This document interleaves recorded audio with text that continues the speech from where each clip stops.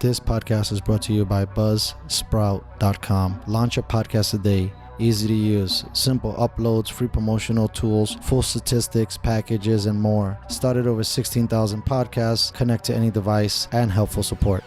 Stats are for losers. That's why we took the damn field. Now, if you want to crown them, then crown their ass. This is what's great about sports. This is what the greatest thing about sports is. You play to win the game. Welcome to the Airin podcast.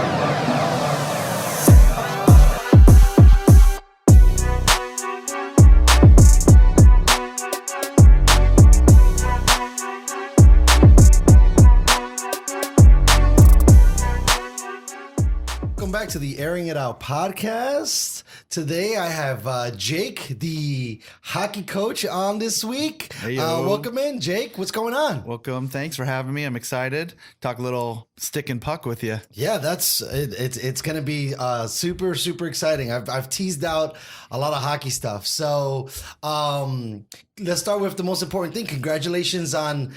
So what is it? Is it like how do they classify the championship? Well, so we were over President's Day weekend in Las Vegas for a tournament, and we were playing at the 10U level. That's the age I currently coach, and we took home the gold medal, undefeated, and 5-0 shutout in the championship game. Not a big deal. That's pretty dope. So okay, so you said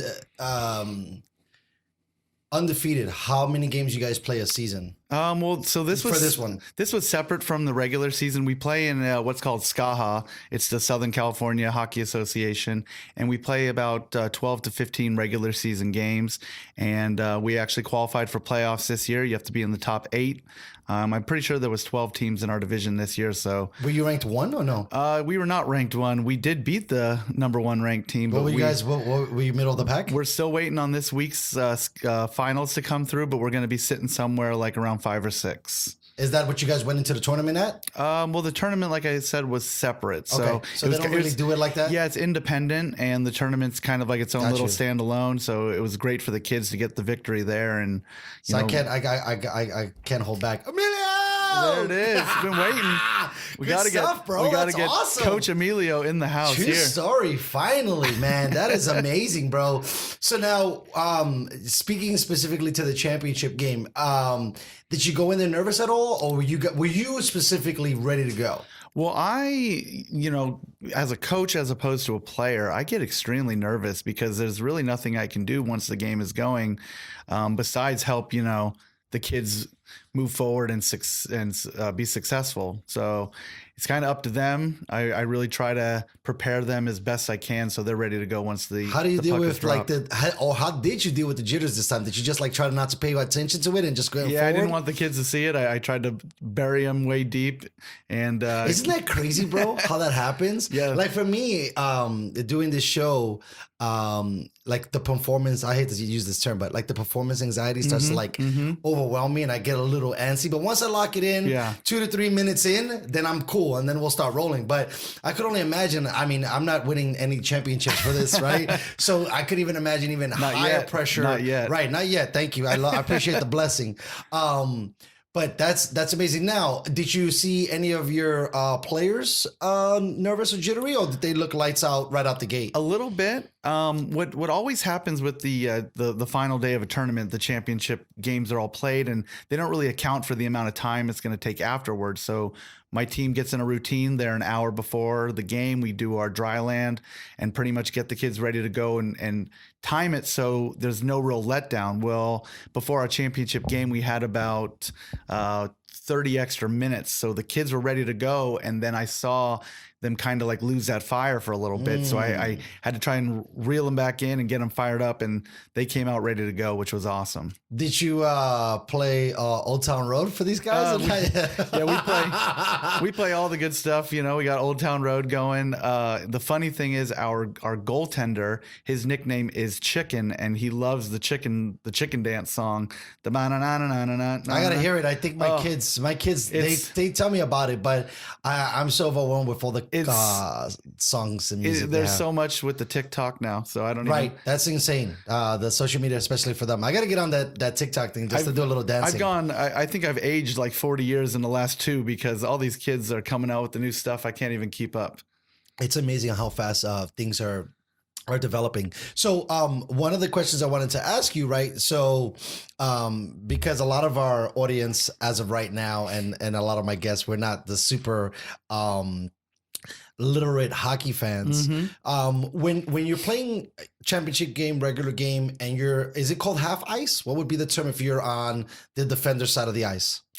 You could call it on the back check or just in the defensive side of the ice. Okay, so on the defensive side of the ice, right? Like, are you teaching these guys plays, or are they just like pass it to somebody has a clear shot? Like, kind of walk me through to kind of the coaching side of that a little bit. So a lot of the fundamentals you hope that the kids have at this age, like I mentioned, I coach 10 and under. So by that point, you should know how to skate. You should know how to catch a pass, send a pass, shoot the puck, all the basic fundamentals. From there, what I'm trying to do is build more of like the team aspect of the game, where certain players need to be positioned on the ice. Whose responsibility is it to get this guy covered? Whose responsibility is it to get the puck up and out of the zone? It's lots of X's and O's, and really trying to reiterate that we're a 5-man unit plus the goalie. It's not just one person against the other team.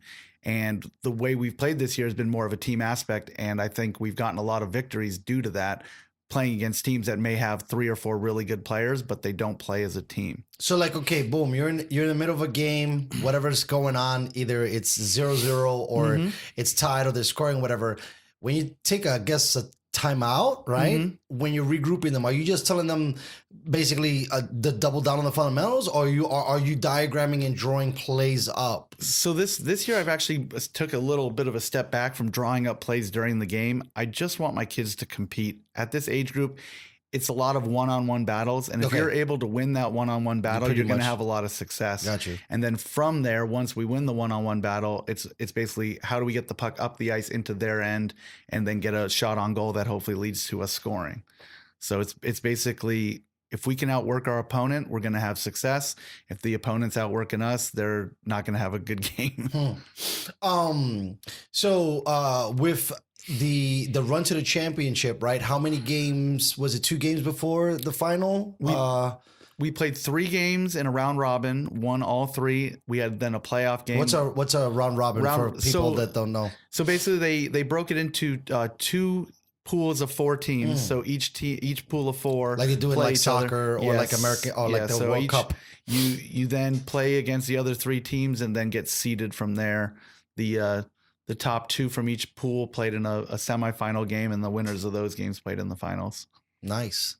So, were any of the games prior to the championship? Because it looks like you smoked the guys at the final. But was there any challenge leading up to, or you guys were just like like you like to use, so dialed in that it really didn't matter? Well, we came out flying and won our first game pretty handedly.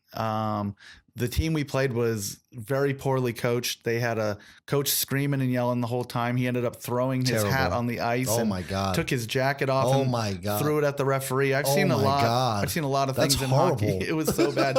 He ended up getting kicked out of the game, and what I was told kicked out of the tournament. Wow. So the refs they don't. From what I remember when I was a kid, the coaches could almost get away with murder when it involved the referees, where nowadays you have to, walk on eggshells. The we're in the woke movement, right? Oh, yeah. So you can't be like, well, also too, I think they're not pros, bro. No. Calm down. Exactly. And you said 10 and under. Yes. I mean, Jesus Christ, what are you screaming at? And there's one thing, to get your kids pumped up and get them going, which I always try to do. I'm always trying to be positive. There's another thing when I hear a coach telling their kids to come out and try and hurt other kids. You're dealing with 10-year-olds. You tell a kid to hockey check another kid at this age level. They don't know what they're doing. They're going to get their elbows up. Horrible. They're going to be hitting kids in the head. I didn't even think about that. That's insane that you could have like such a negative impact, especially in a hockey player, because some of the violence is accepted within the game. as long as you're doing things within the parameters. It is a very physical sport. Yeah. So to send a 9-year-old and be like, hey, buddy, take that guy out. Who knows what you're putting into his brain to maybe make him a jerk on other parts. Forward. Yeah. That's nuts. I've always felt that it's horrible. A couple of things. I thought it was always horrible when a coach yells at his players. from a professional level all the way down to the minors, whatever the minors are. I think that's why you have meetings, right? Before and after. And if you want to yell, you yell at them in there. Exactly. Right? You're not screaming, but you could be a level of scolding. More stern. Yeah. It's like, look at me, kind of like the proverbial face mask grab without doing it, doing it verbal. Spazzing on the field, I've just never seen it ever have a positive outcome. I've never seen someone, I guess unless it's baseball. Baseball's the only game that you're allowed to lose your shit. And like the guys, at least on a pro level, are like, yeah, let's go beat that team. Right.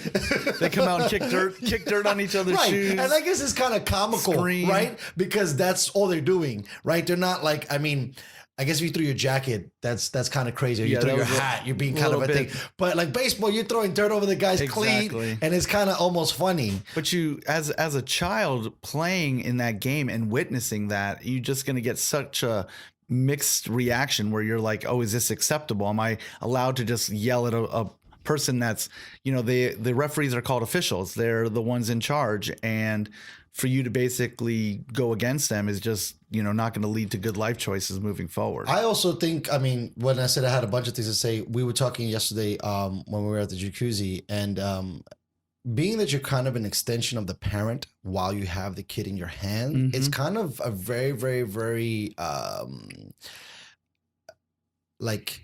delicate situation, because you can't go too far as an authoritarian because you have no idea how the parents are managing that, right? And you just kind of want to be, I don't know, a little push and go, but it's really it's definitely got to be a lot tougher now with things have changed, right? Yes. Like coaching on any minor level. I mean, what was it, Bobby Knight smacking kids, right? Like if you smack the kid, bro, I mean, I wouldn't be down with that as a parent. No. You know what I mean? I don't care if this guy's going to end up being an NBA player or not. And I wonder if you would look back at some of those more tyrant coaches, how many of their players had pro acceptance, because you could give a kid a complex really quickly. I just had on my last episode, I had a young man who, his father forced him to go to sports all the time his whole life, and he ended up hating it. Exactly. And he was scared at certain points because he was getting bullied by other guys. And it's funny how people, young, not even young, but the people of your own age can sense fear. Correct. And then if they're bullies,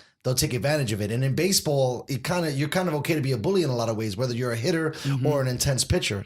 So I could only imagine how difficult it might be for you to try to be a leader, a mentor, and then some kind of role model at the same time, right? Because you can't screw that up because they're so sensitive, especially 10 and under, right? Correct. Yeah, and I really enjoy the age group I'm currently coaching. I've coached, since I was 18 years old, and I've coached everywhere from, 4 or 5-year-old kids all the way up to adults. And, once these kids these days hit a certain age, which is about like the 12 to 14-year-old age, they, have so many other things going on in life that as soon as you pressure them a little bit, they can immediately just check out. They can go right back to Fortnite or whatever silly computer game they want to play, as opposed to when we were kids and, we put our, nose to the grindstone, and when we were at the rink or at the court or at the field, we knew it was work time. And the kids these days, I don't see that same kind of work ethic. And I don't know if that's an extension from the parents or just the times that we live in. So that was the next question I was going to ask you. With at least, let's say at the 9-10 age, are you noticing that the parents are pushing the kids into it more? Like the parent actually likes the sport more than the kid does, and they're kind of stuck in it? Or they have a little bit of talent, because I think if you teach a kid anything, they're sponges. They learn fast. But for the most part, are the kids like enthusiastic themselves to be on certain teams or teams in general? There's a mix. There's a mix. With any sport or any event. There's some kids that are way more into it than others. There are some kids that are just there, and then there's others, like you mentioned, that the parents are the ones kind of guiding this whole experience for them. Some parents living through their past, trying to relive those memories, and those are the parents. Those are the parents I'm a little worried about. Yeah. So those are the ones I get a little worried about, because they'll push the kids past where they should be pushed. And I can give an example of one of a kid I coached in the past getting a concussion. And at this age level, a concussion can have permanent, devastating results 100%. as they get older. Right. And once you get one concussion, you're susceptible for more. And once this player received a second concussion, I ended up having to shut him down. Was that within the first year? The same year? Yeah, it was within about like a 6-week period. Wow. And I was scared that the parent wasn't going to agree with my decision to shut him down, because I knew the parent really wanted to push the kid to play hockey, because the father used to be a hockey player. He still wanted him to live that lifestyle. But luckily we were able to come to the consensus where long-term it would be better to not have him play this season. That is so dangerous, bro. That's so dangerous. I mean, I'm not a scientist, but I think I heard something the other day, like your mind still is not, your brain, not your mind, is still not fully developed until your mid-20s. Mm-hmm. So to get concussions, all the CTE and oh my God, it's so scary. Yeah, that's why for me it's something, and because I'm a football fan, I'm wondering if we need to take off the helmets on a lot of these things, because then it kind of gives you a little bit more. You're aware that you shouldn't, because at one time, tell me if I'm wrong, because I feel like I've seen it, hockey players didn't wear helmets in the original through the 70s, right? They were not wearing helmets. And then I believe the last player to play in the NHL not wearing a helmet was Craig McTavish, and that had to maybe be in the early 2000s or late 90s. That's crazy that he took that so far. He kind of got grandfathered in. And I do think hockey in general as a sport has done and actually made some pretty big steps as far as the safety goes. At the age level now that I coach, when I was a kid, it was a full check. You were allowed to hit as if these were adults, where now you can't start checking in USA hockey until you're 14 years old. So once you move up to the 14.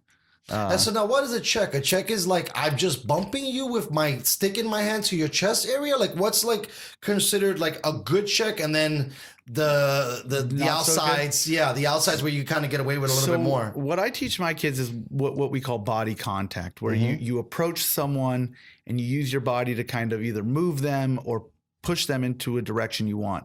Now, the difference between that and a check is I skate up to you kind of slowly, or I completely stop before making the contact. As you get older and you start checking, you're allowed to build some speed and throw your body into them. Now, there's plenty of ways that's not legal, like if I throw my elbow in your face or jump. Jumping is actually a big no-no in hockey. You got to keep your feet on the ice.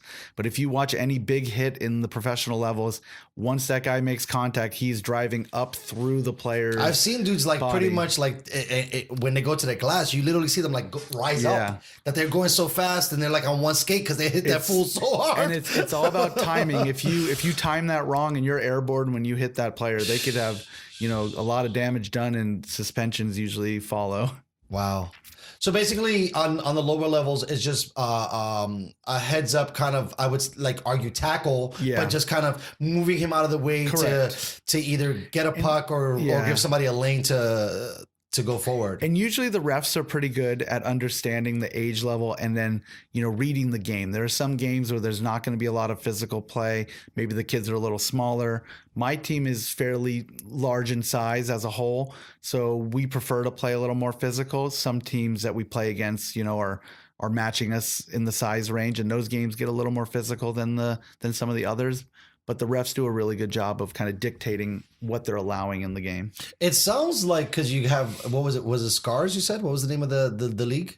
Oh, Skaha. Skaha. It seems like for it being not something that you would think that would get that much money, but it seems like it's pretty well organized and like put together. Does. Because this is just me speculating, but baseball doesn't sound as rigorous in the sense of making sure, because usually you'll hear on the minor levels that the refs are kind of mediocre, right? It's like regular Joe guys. They don't really know. This is a weekend thing to them, but it seems like your guys, they're all aware, and this is like on a big stage because it's more tournament driven. So they have to have guys that are legit. Yeah. And the thing is though, like the last few years, I've seen a decline in the amount of referees and new referees, just because, with our society now, everyone just attacks them and puts them down, where they end up getting burned out.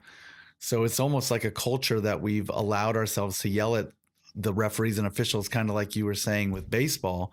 Once you see a professional do it, what's going to prevent a 10-year-old from going out there and kicking dirt at the official? Well, it's crazy too, because I feel like as a coacher, as woke as we are, we don't teach a lot of things. And I think that, at least for me, in staying with the baseball theme, cities like St. Louis, smarter cities in the sense of a fan base culture, they understand that there's a human element to the game, which is the ref, right? Yes. And there's the player, and then there's the manager, and then there's the strategy, and then there's all this other stuff. But I think if you're knowledgeable, sure, hey ref, bad call, but it's not to like go after this guy and kill him. Oh, yeah. And I think I've gotten so past because I feel like so many people, and I think that refs don't matter to me anymore in this regard, that so many people lose their state of mindset because they get a bad call and then it affects the whole outcome of the game. Yes. And so for me as a smart fan, I don't even let that happen. I'm like, guys, let's regroup. I'm talking to the TV, obviously. Correct. But like push through that. Don't let that bad call define the game. Like you have so much more time.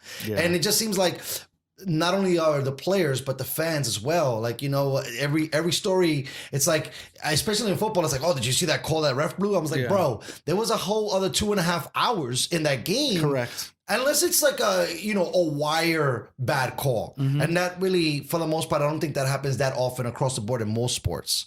But yeah, it's insane. Now, have you been in a situation where, maybe because you used to play when you were younger too, yell at a ref? Because back in the day, you came from like the dark ages.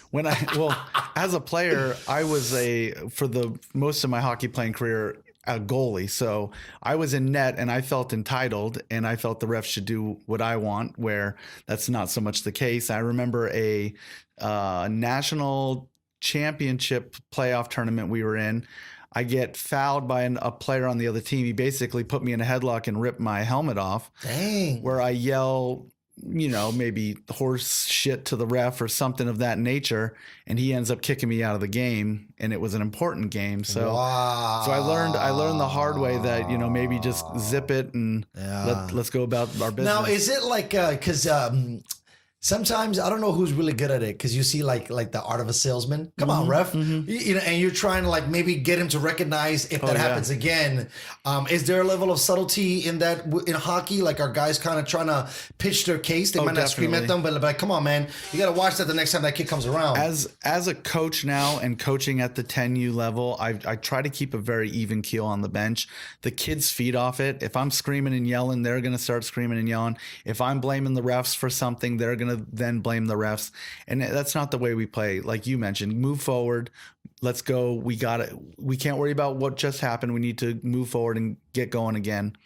I do think though you're able to manipulate the refs a little bit if you're nice to them. I remember a game where I basically called the ref over, let him know that my guys are coming back to the bench complaining about XYZ. Just notified him. I didn't yell at him, didn't say he's messing up or missing anything, but just that he needs to keep an eye on what's going on. That very next shift, a kid on our team fouls a player on their team. I see the ref look at me as if he's going to call the penalty, starts to pick his arm up and puts it back down. 2 seconds later, their team fouls one of our players and his arm goes up for the penalty. And I was just cracking up because I basically got the ref to give us a power play, and I see the other coach scream and losing his mind because he just saw what happened. Now, I didn't yell at the ref. I just spoke to him, and good outcome came of that. Very funny to see. Sometimes I never understood this phrase, but better to catch flies with honey than vinegar. Yeah. That's something I think that the sports culture kind of had that you don't really get taught. I think it's very important to stay even keel, especially as a coach or a manager. For little kids especially, man, because I mean, I would love to think, right? Like, we love Coach Jake, right? Exactly. Right? Like, so this is our guy, right? And the moment, bringing it back to what you were saying earlier, him throwing down the hat and the jacket. I was surprised those kids didn't start peeling off all their clothes and start tossing it into the stands. You know what I mean? Because you're going to start losing the team. We did have kids after that game who didn't come and shake our team's hands. They left the ice, and it's just that culture that program's kind of LeBron James got murdered for that one year as a playoff team. I think it's over. That's a large reason why I wanted to have coaches on the show. It's just a game. Yeah. Right. So I think that the message needs to go back to, especially the parents, right? About, not putting too much pressure, and then it kind of eases up the kid a little bit because, I mean, at the end of the day, losing does suck. Yeah. Right? But it could teach you a lot, right? And it could teach you about humility and understanding. And then, the same thing is sportsmanship, right? That's something that's kind of lost in the sauce a little bit nowadays, right?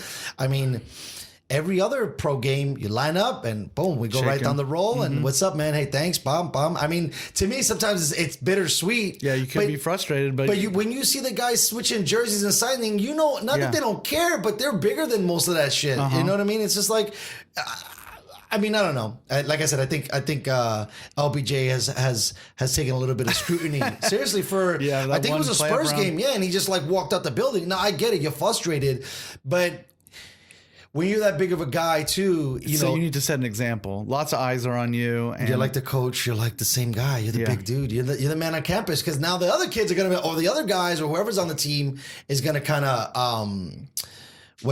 feel the same way. So let me see this thing here, bro. Is this made out of gold or what? Where they at? They give us the plastic. 24 karat. Nice. That's the real. They don't hold back in Vegas. Is this your first championship? That is the first tournament we've won. Yes. You know what I wanted to ask you too, because I know you have some other dudes that help you out. So you are the head. Do they call it head coaching? Yeah, I'm the head coach. And then how many assistants you have? I have 3 assistants. This is beautiful. They did a really nice job with this. 2 are on the bench. They're all parents, so it's volunteer, and they're a huge help. How do you facilitate them? This is beautiful, bro. They did a good job. Listen for the camera. This is great. Yeah. Woo! So President's Day is a tournament they have every year. So what is the significance between President's Day and hockey? Oh, it's just different. It's just that they don't pick up. You did mention some earlier about like the money generating. A lot of these tournaments are to generate income. They're just bringing money in for the rinks or for whoever's putting on the tournaments. There's basically a tournament every holiday weekend, including Christmas, Thanksgiving, Easter, all of like the major holidays. I do my best, and since becoming a head coach, I've done my best to avoid the major holidays. I feel the families, during the holiday times, Christmas, Thanksgiving, especially like the big 3. Spend that with your family. I'll rather go on a President's Day weekend, Memorial Day weekend. We can go on those for the tournaments. Enjoy that time. You're not going to have that back. I remember, spending a Thanksgiving in LA or in different parts of the country. So now was that your dad's push, or was the coach like, come on guys, we got to keep competing? At the beginning of every season, they kind of map out the tournaments we'll be playing in. I remember one Christmas I spent in Canada, and it was a lot of fun, but at the same time, like, I'm not going to get that Christmas back with my family. So you weigh the pros and cons. There's plenty of people that would enjoy spending Christmas away. So you were at a young age already part of a traveling hockey team. Oh yeah. When did you get into the travel team, the travel league? In your career? Well, growing up in San Diego and in the early 90s, Wayne Gretzky, don't know if you've heard that name before. Never heard of that guy. Never heard of him. Just joking. He got traded from the Edmonton Oilers to the Los Angeles Kings, and that basically opened the floodgates for hockey to move west. The Kings were already a franchise, but they never really got over the hump. In the early 90s, the Kings went to the finals. I remember it very vividly. And they played with or without him? With Wayne Gretzky. And they made it to the finals, ended up losing to the Montreal Canadiens. And I just remember as a kid, everyone was Gretzky. Well, I wanted to be the goalie for the other team. If Gretzky's so good, how come he can't beat this other guy? So the goalie in that Stanley Cup final was Patrick Waugh, arguably one of the best goalies to ever play the game. And he was kind of the guy I looked up to as a kid and wanted to emulate. So from there, being the goalie, that's like kind of being the starting pitcher.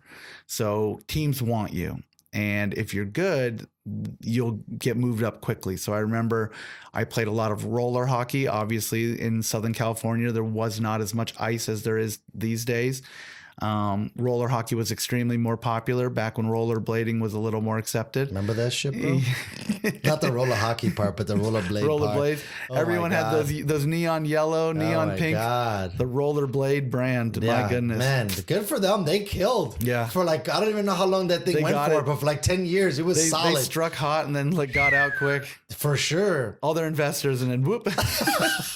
See you later. I wonder if you look back at it, if they were a public trading company, because because that thing, you talk about like sensations that hit, that was, everybody had a pair of rollerblades. I don't know if that maybe we had a pair of skates. Yeah. Because I grew up in a very interesting situation because coming out of the 80s and hip hop, the four, I guess they called regular skates. Quads. Right. They were, roller rinks were popular and it was like a social thing to do. And I think it probably dates. came maybe from the 70s, early 80s and then kind of stuck around for us.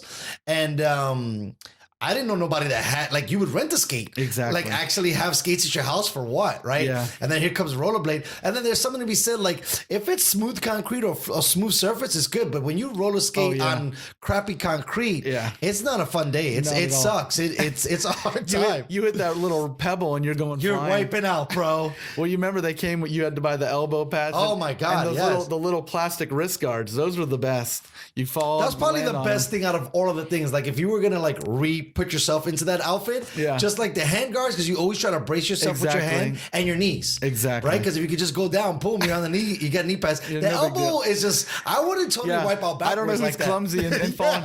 You're falling down like doing a full spread shoot there. Seriously. Oh my God.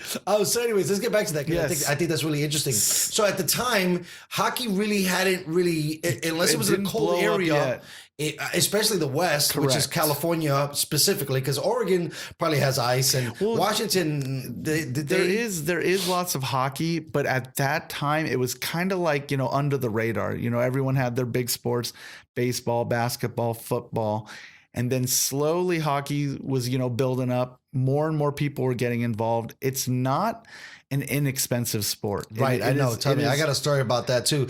Go ahead. It is very expensive. So, like, for a couple the inner kids, city kids are not going to be right. They can grab a basketball and put up a bucket and start all shooting, and that would be it. Where same for thing hockey, with football, right? You need sticks, potentially gloves, skates, and then from then it just adds up. So there was kind of like an underground hockey community. It was building. And then once the next generation hit and their kids got a little older, plenty of transplants were moving into San Diego, and it kind of blew up from there. Was Gretzky responsible for putting the whole entire NHL, in your opinion, on his back to like elevate it to the next level where bystanders found the sport more interesting? Yeah, he was that name that the sport really needed. Yeah. And showing that it's a viable, market in Los Angeles, the star power they had there. Good for them. Good for LA to have that really foresight, smart. right? To like get a guy like that. Because I think that, in my opinion, for example, the best way to describe it, I would say, would be like international football, right? And then American soccer. Yeah, and different. These guys, in my opinion, should go try to get a Messi to legitimize the sport almost, right? Because until you get a big name, they got, and not over the hill guys. They Dudes got in their prime. They got the old dudes coming back. You can't Beckham. get like Beckham put Yoda on the field. Exactly. You know what I mean? I'm open. Right. Get out of here. You need somebody in their prime who's competitive. Correct. And so the same thing. Like if they would have put Gretzky on the back nine, probably it might it wouldn't have been as. I wonder how much that guy probably was able to cash in on that, endorsements because, and everything. Well, forget about that. I mean, because if you're thinking about it, so he was an Edmonton Oiler to begin with his career. Yeah, and they won, I think, 4 Stanley Cups in a row. Wow. So that's 4 before he had arrived. No, when he was there. So he got 4 chips and then left. Wow, so he already had it. But he wasn't the main guy on that squad. Oh, he was the main guy. Really? Anytime he was playing, he was the main guy. But they had a good. So right out the gate, he was like a stud rookie, kind of came in like he was the chosen one from the beginning. 18 years old and would just dominate. Wow. I don't know that many styles of games. I've only watched a little bit. Just to make a correlation in my own brain, does Sid the Kid kind of play a little bit like him or not so much? Well, a player like Sidney Crosby, he's able to dictate the game and make it what he wants it to be. Right, that's what I thought you were saying with Gretzky. And like Gretzky was more of like, I got the puck, I'll move it. He'll get the puck back, he'll score. Where Crosby can, dictate the whole game. So it would be like saying like Michael Jordan correct. versus Magic Johnson. Someone who's more of a facilitator. I could score if I want to, but I got to get my whole team involved for the outcome. Versus someone who's like, I'm a monster and I'm just going to take over. Out of my way. I'm shooting, I'm scoring. But a player like Crosby, he's what I would call the modern NHL NHL. You want to model your game after a player like that. He uses his body to protect the puck. Once he has the puck, it's very difficult to get it away from him.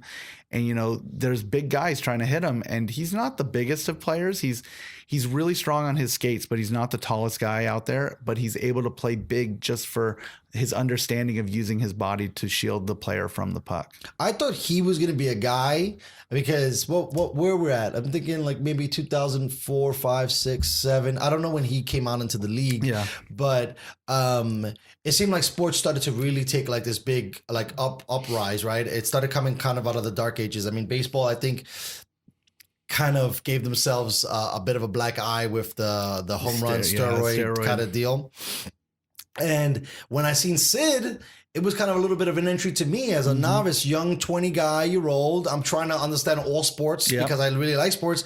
And I see this kid. It's almost the same reason why I fell in love with football. I fell in love with football older in my life. The first time I see Michael Vick, I was like, what? Like when you see someone take over a game, you're like, wow, breathtaking. And I don't know if it was Sid's concussions, bringing it back to, you know, what you were saying earlier. But I don't understand why he wasn't able, and maybe there's more to it than that, and maybe you can shed some light on it. But for me, he would be the guy to elevate your sport to the next level because that guy is unbelievable. I've watched him a handful of times, and he doesn't look like he's playing around out there. He is the face of the league. I know it's gone through some, you know, different faces over the years, but he's still one of the major players. 100%. And what I think was great when Sidney came into the league, Ovechkin was right there with him. And I was going to bring him up. The two of them. Those are like the only two dudes that I know by name. But for real, but because they're such animals. Exactly. Right? Like they were able to stand out to someone who knows nothing about hockey. I can tell you those two guys who they are and a little bit about each dude. And it's really interesting if you watch like how their careers, you know, cross paths and how they've developed their game, where Sidney Crosby's always been a player that dictates the game, where Ovechkin is the player that will have a breakout play and score that goal that your team needed or whatever it might be, where when they first started, Ovechkin wouldn't play defense, and he was known for a player that was only one-dimensional. He could score goals, but never play on the back end. So then, if he's not a player that's going to be playing, and he's kind of a big dude. I find that weird that he wouldn't be some more physical. And he loves the physical play. He just was not good at defending. And what happened was he wasn't getting put on the ice during critical situations because he was a liability late in the game. Yeah, we can't give up a goal. He's not seeing that ice, and that's basically taking one of your best players off the ice constantly, where a player like Crosby they can't wait to put him out there and wanting to kill. I think that kind of killed him a little bit because he was, you know, injured a bunch of times. And it's like, and then you had, I'm probably going to say it wrong, but what is it? Mulligan? What's the other? Malkin. Yeah. And then he started to rise up as Sid kind of, I mean, I think the Penguins, right? That's the name of the team. They've done a really good job at drafting from a novice person just looking in, because here you get this guy who's possibly, let's pretend, the next Gretzky, but yet you're able to get other guys and then you lose him and those dudes step up. Exactly. Because under Sid, what has it been? 3 chips? I think so, yeah. And maybe one of those chips he wasn't even in the building. Not in the building, but he might have been hurt. Yeah, he been hurt. And the team still showed up and killed. Versus Ovechkin.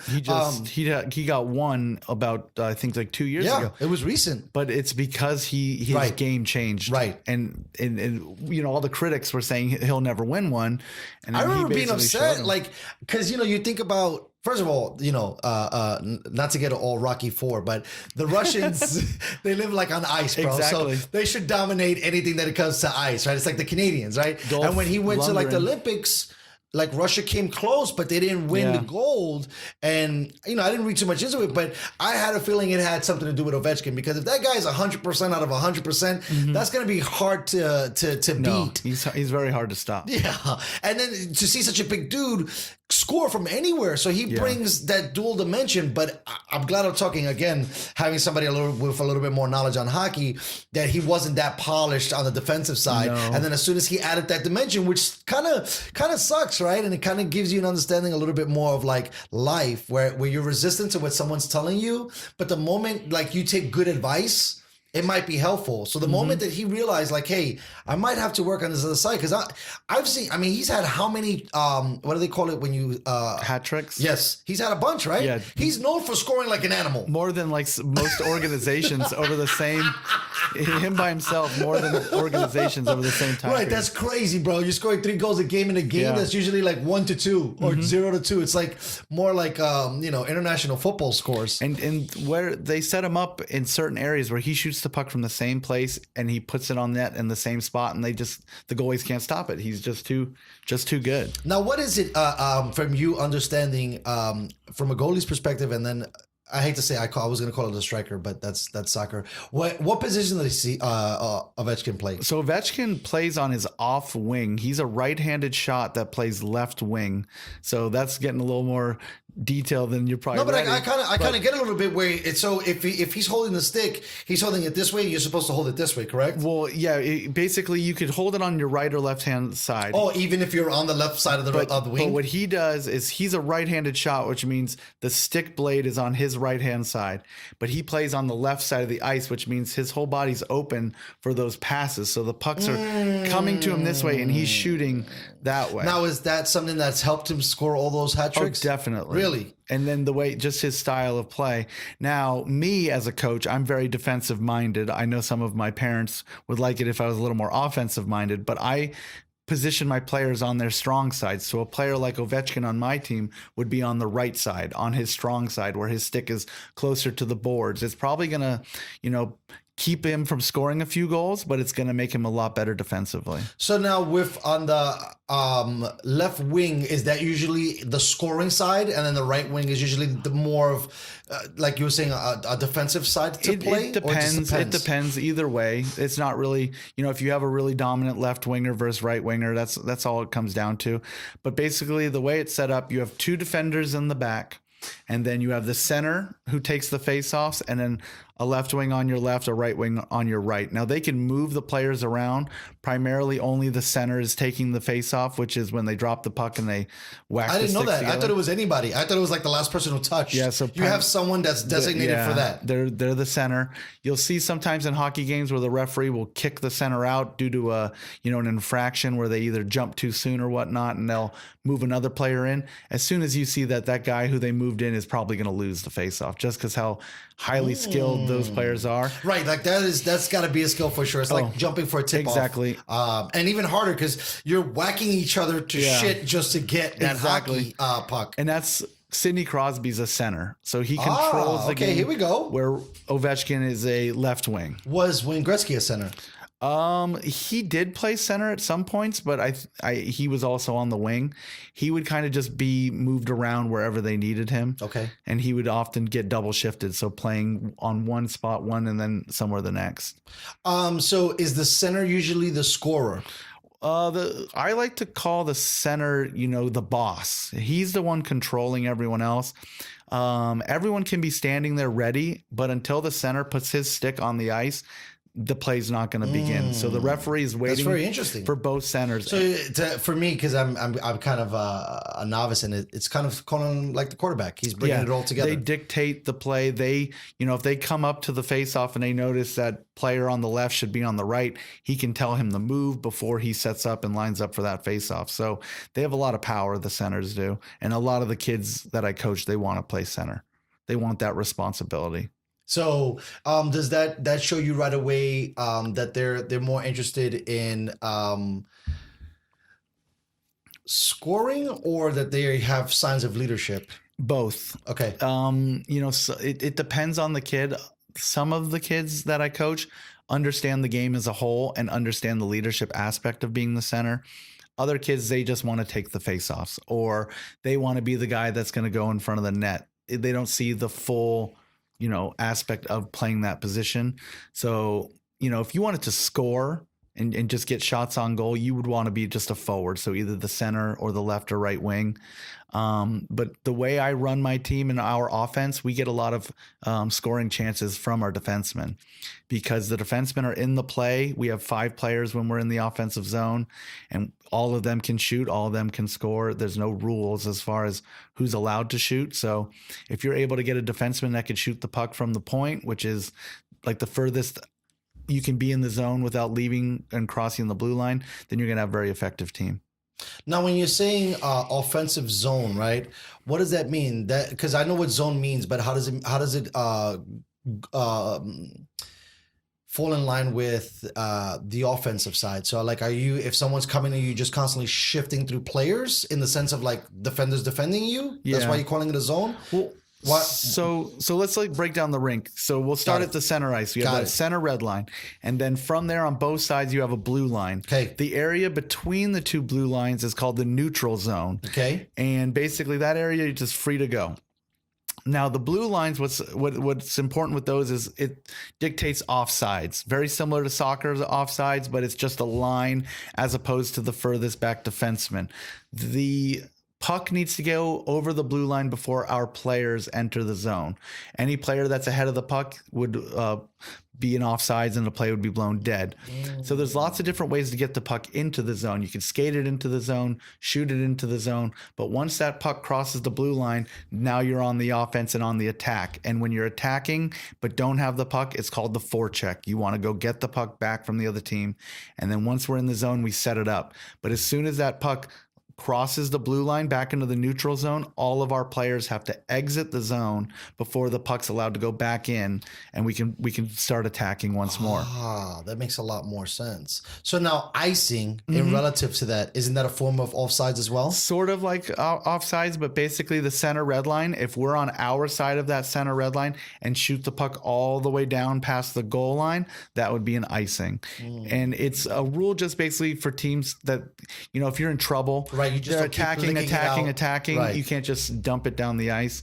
But people do it and take the penalty, right? Just to, it's not a penalty. It's actually like the a stoppage, but then the face-off goes into your end. Right. So if you're playing against a team that's one, good at their face-offs, and two, strong offensively, an icing can really hurt you. Because if you lose that face-off and they gain control in your zone, it's immediately going to probably lead to a scoring chance for the other team. So you got to be very mindful of the icings during a game.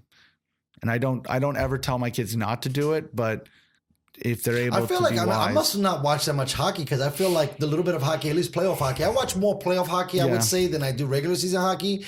And there's a couple of icings a quarter, right? That's how they break it down, quarters? 3 periods. Periods, sorry. So a period. Is it just sometimes accidental? Yeah, some guys will just try and clear it or make a pass and they'll miss.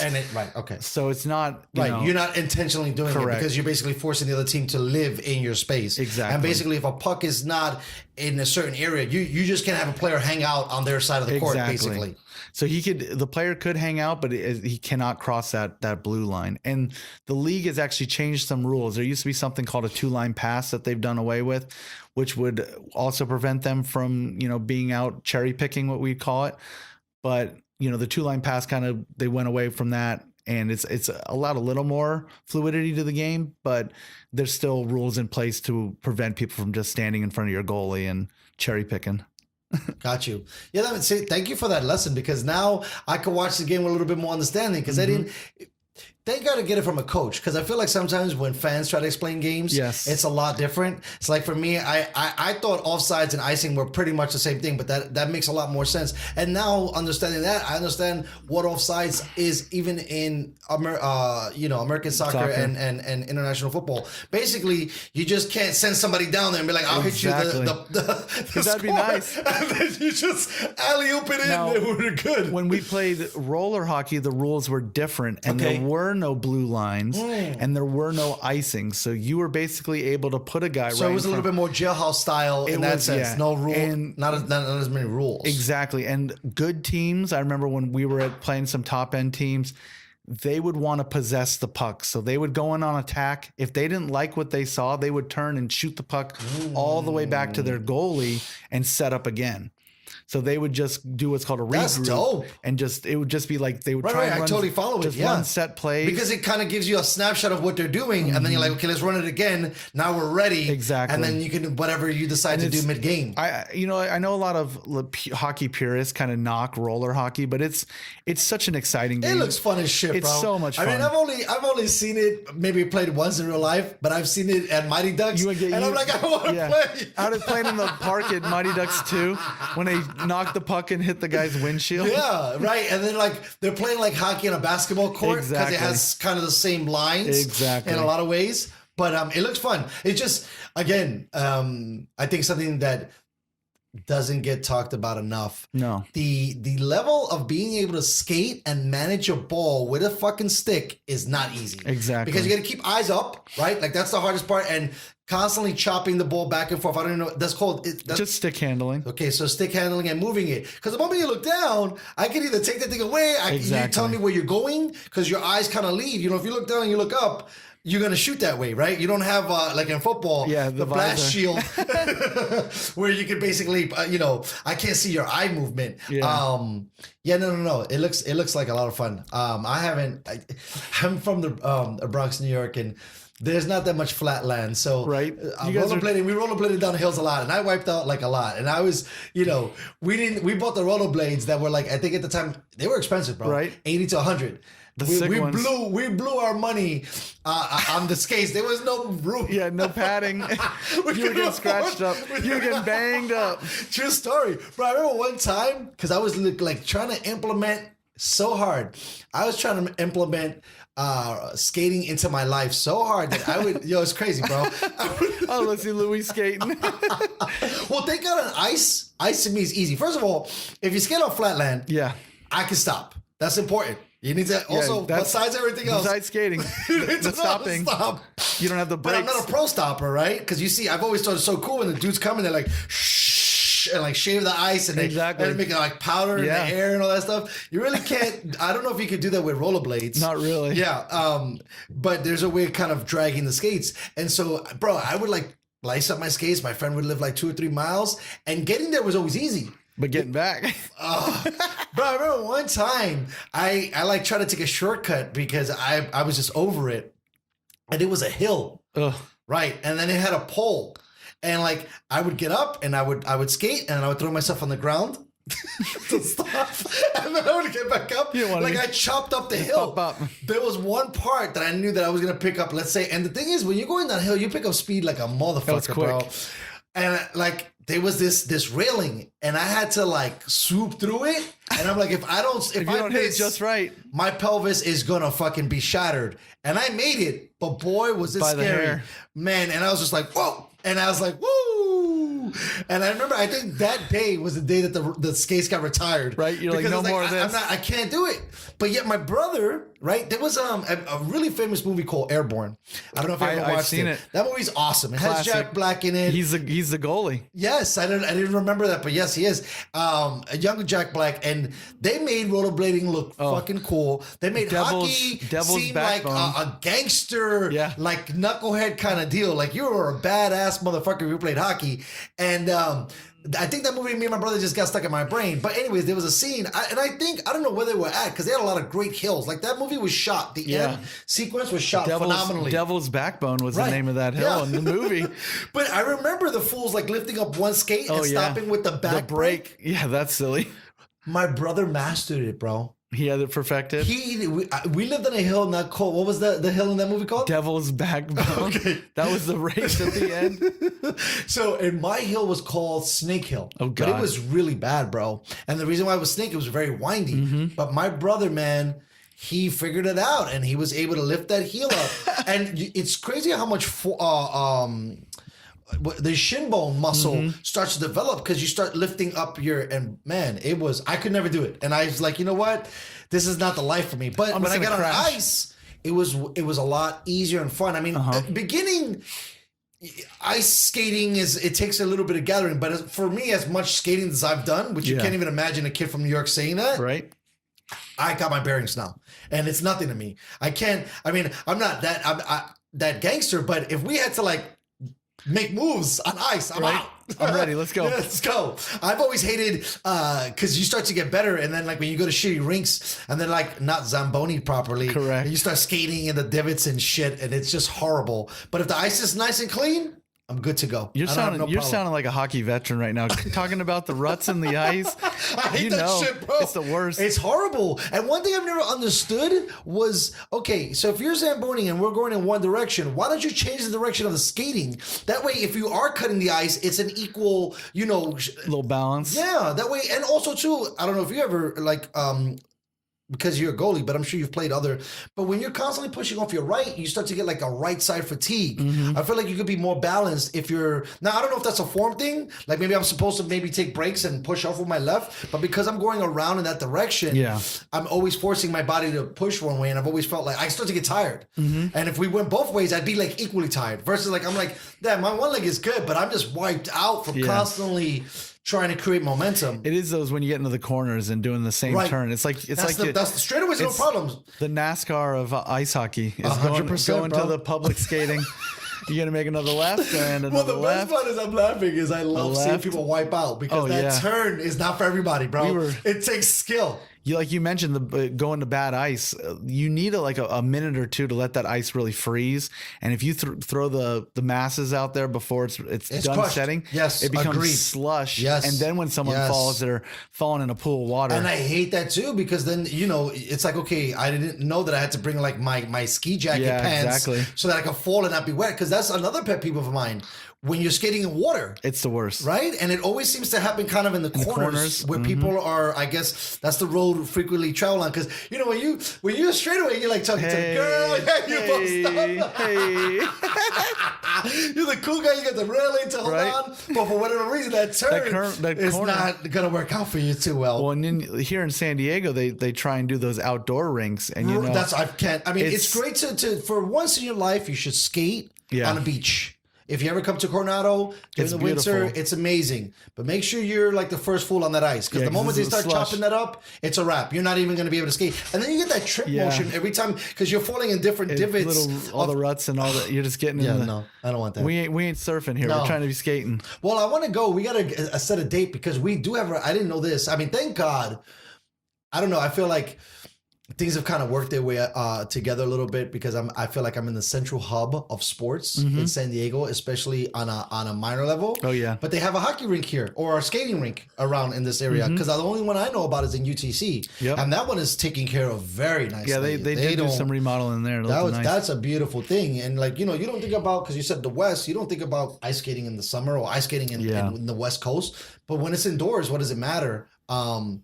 I'm sure have I ever been? I don't know. I don't think I've ever been to an ice skating rink outdoors. It's never been that cold where I've been at. But like I said, the grooming of that UTC ice skating rink is amazing. I wanted to go with you guys to the one over here and get some lessons. It's the best. Yeah, I'll get you. Because I need get you skating left and right, only not one way. Yeah, I need also to try to either learn how to stop, but I'm probably gonna need pillows because I'm not that gangster to pull up the ice. You want to do some ice shaving, right? And I've always at least wanted to learn how to skate backwards because bringing hockey. You got to be able to skate forwards and backwards, definitely, right? Definitely. You can't be just a one-dimensional player. Yeah, you can't be Ovechkin. Right, and was that kind of his thing too? He just didn't want to back check, but like we said, he's changed. Yeah, I mean, it was great for him to get. I can't believe he played so long in the league. I mean, it feels like he was for like 40 years, and he's not. I don't think he's that old, right? In comparison, right? Yeah. I mean, is he a 40-year-old hockey player already? He may be in his 40s, but I see him going, at least 3 more years, at least. He's gonna pull a Tom Brady, and I think I'm gonna say it here. I think he might get another chip. No, might catch Gretzky's goal total. Really? Okay, so I've always found that interesting because I don't know if you know this, but Pete Rose's will never get touched. It's that astronomical. What, the gambling on baseball? Well, no, probably not. There's a lot of fools gambling on sports, so they'll probably touch that a lot. Rose needs to get in the Hall of Fame. He has the hits record. Was it 4,000 something? It's just about. I think it's like 3,800. Something wild. Or something crazy. Like the fact that Derek Jeter hit and Derek Jeter played forever. Derek Jeter only got to like 3K. Yeah. And that was like a feat. Yep, like Tony Gwynn Sr., he got around there too. Did he? Yeah, 3K. Yeah. Because they were pure hitters. But when you have like another 1,000, so what? You said goal record, right? Do you know off the top of your brain where Gretzky's is at? Or around? I want to say like 740 something. Okay, I believe. Then where's this guy at? Like at 500 or no? Excuse me, I misspoke. Gretzky's in the 800. Okay, 840 something. Ovechkin just got his 700th.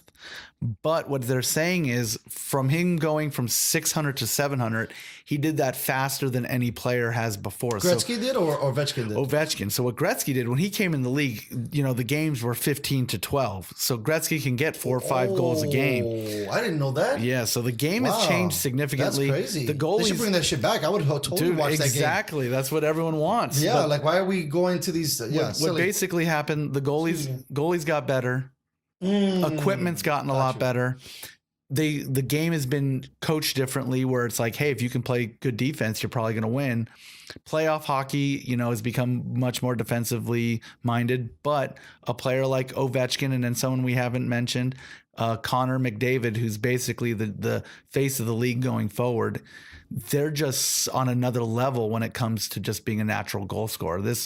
This guy, Connor McDavid, that if you haven't seen him, no, I haven't. Unbelievable hockey player. What team does he play on? Edmonton Oilers, Gretzky's former team. That's awesome. And just is he a fairly recent he's been addition? I think he's been in the league about 5 years. Okay, so he's been in the building for a little bit. But he's regarded as the best player in the league right now. Really? So what he does at top speed, most guys at the professional level can't do, standing still. Wow. So it's like watching like a pro playing against a bunch of kids. Okay, so now I always get, because you were saying earlier you're the defensive coach, I always get worried when they say they have the best offensive player. So I haven't heard about the Oilers being in the playoffs. So is he like the only is he the best player and the only player on the team? He did get hurt one year, and 1 year they got bounced in the playoffs by the Ducks, which is never acceptable because the Ducks are just the worst. But it's okay. That's for another show. Come on, bro. The Mighty Ducks are the best, bro. Oh, I didn't say I didn't say the Mighty Ducks. The Anaheim Ducks, Mighty right? Ducks we could all support, but the Anaheim Ducks as a Kings. I'm not that dumb. As a Kings fan, I can't say. Are they like an expansion team? Because they seem like something fun. The Ducks, versus being like even the Disney, name. the Disneyland Ducks. Yeah, over like here. it doesn't even. I'm like, what are you guys doing? Are you guys just trying to put a team together for fun? And they got Emilio Estevez, Coach Bombay behind the bench. Well, I'm so glad that we were able to go back to that because I didn't know if you noticed. But a couple things. Did you see that Goldberg got goodness. Goldberg after the Ducks, after the Mighty Ducks, Goldberg fell off hard. Wow. He tripped and fell into another lesson world. To show. I mean, and I don't know how much he got paid for that. Yeah, and how it couldn't have been famous much. He was, right? But I guess once you're in Hollywood and you get a hit. You get access, and who knows what access he got? Because I would hate to think he started on crystal meth or whatever. Because those photos look rough. Did you see those mugshots, bro? His face looks turned sideways. I don't even know how that. Did someone hit him? And oh my god! Too many pucks to the too head. Much liquid Drano smoking, bro. Like, but fuck. They like they keep having reunions with the old cast. And I don't know why they keep like trying to. So that's what I was gonna say. Did you see that they're revamping it? Yes, Bombay's coming back, and this is really, really sad from a creative mind and artist perspective that we just seem to constantly, especially when it comes to a lot of this. Recycle. Bro, what are we doing? Like, I hate to think, this sounds terrible, that people in the 70s, the 80s, and the early 90s were so genius that they came up with this stuff that was borderline B-rated movie that ended up having these ridiculous followings that now billions of dollars are being poured into to resuscitate these things. I mean, you see it with Evil Dead, Jumanji, bro, all these things. And I'm like, no offense, I thought Robin Williams did amazing and the movie was good, but it wasn't worth that much to keep making these things. Like, it was, you caught lightning in a bottle, leave it alone. Yeah, it was so great. Like, settle down. Don't fuck with it. They always. Oh my God. I mean, Ghostbusters and like all of these They're things. all trying to get the next Terminator 2. Oh you can't be the next Terminator 2. Yeah. And then I don't know. It's either the reboots or these really, really, really, I don't want to call them cheesy, but very, very artsy driven films. There's not too much coming together. But yeah, I thought it was interesting that they want to bring back Mighty Ducks. I'm like, bro, first of all, Mighty Ducks 1 was phenomenal. I don't think they should have did a 2. Well, and then doing 2, you're like, okay, it wasn't bad. Well, I like 2. I did too. But then they went 3 when they went to the prep school, and then they kind of fell off from there. You hit it out the gate, and then you got lightning to strike twice, and they went for that hat trick and just couldn't get it done. I guess they're going for the 4th edition. It seems like now too Disney I signed up for their subscription. I felt like I got bamboozled because it was cheaper. And so I wanted to, because they had some couple of shows, but now it seems like they don't have nothing. So all they're doing is like repumping old stuff, right? So it's like, okay, we don't have no content. Let's remake Lion King. Let's go make Aladdin. Let's You're gonna see the Rescue Rangers up next or what? Live action Rescue Rangers. Yeah, Rangers. You hit it here first, folks. Oh my gosh. Right? Live action squirrels. Come on. Like that's so that sounds like ridiculous and so weak. They just need to go back and look at how they made the Mighty Ducks, the original. The whole movie is based on Gordon Bombay getting pulled over for a DUI, where they force him then to go coach kids. What example are we teaching where it's go get busted for drinking, driving, and then you're coaching kids? I forget what movie I just finished watching. Oh no, yeah, I was watching Dirty Harry. Okay. Yeah. And they're trying to explain. You're welcome. They're trying to explain why Dirty Harry's name is Dirty Harry. And there's this scene that if this movie was put out there today, it wouldn't flow. He's like, well, he hates. And they went into every like nook and cranny. No. They went into like every offensive slang for every race. Oh God. Yeah. Like wrote it down. They're like, Mick and Guinea, he hates this, and that. And then like at the end, the guy's like, well, what about Mexicans? And Clint Eastwood's answer, I can't believe somebody wrote this. He said, especially Spicks, and walks off. Oh God. Right? And so it's just crazy. Like what was allowed to be shot in the 70s, what was allowed to be shot in the 80s, and what was allowed to be shot in the 90s, because, maybe that's the new thing. I mean, it's really interesting that for us as a society, we love sport movies and we love movies about coaches, right? You got so many famous coach. I'm drawing a blank about which ones to bring up, but especially right. All the good ones. But I feel like Miracle really a coach movie? I think Miracle's more of a sports movie. Yeah. Right. Like there's been more coach centric films.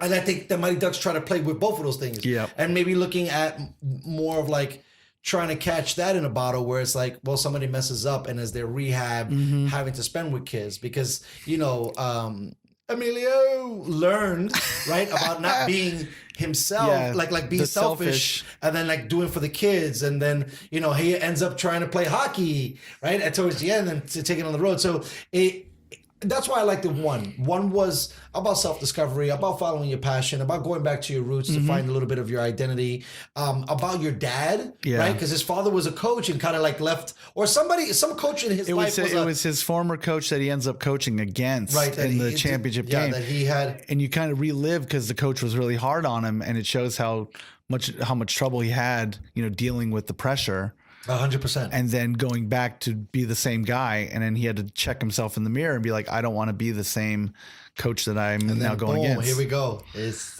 we winning championships as the Mighty Ducks. But that's what I said. That movie was great in that one regard where it was kind of more of like a redemption story. And then it started, and they did a great job casting those kids. Yeah. Right? Like they caught, even though Goldberg at the end now is where he's at, but to get him in the beginning, and then even that idea, like it was well written, a scaredy cat goalie, because you're gonna get hit, bro. No, actually, bringing that up, does that hurt?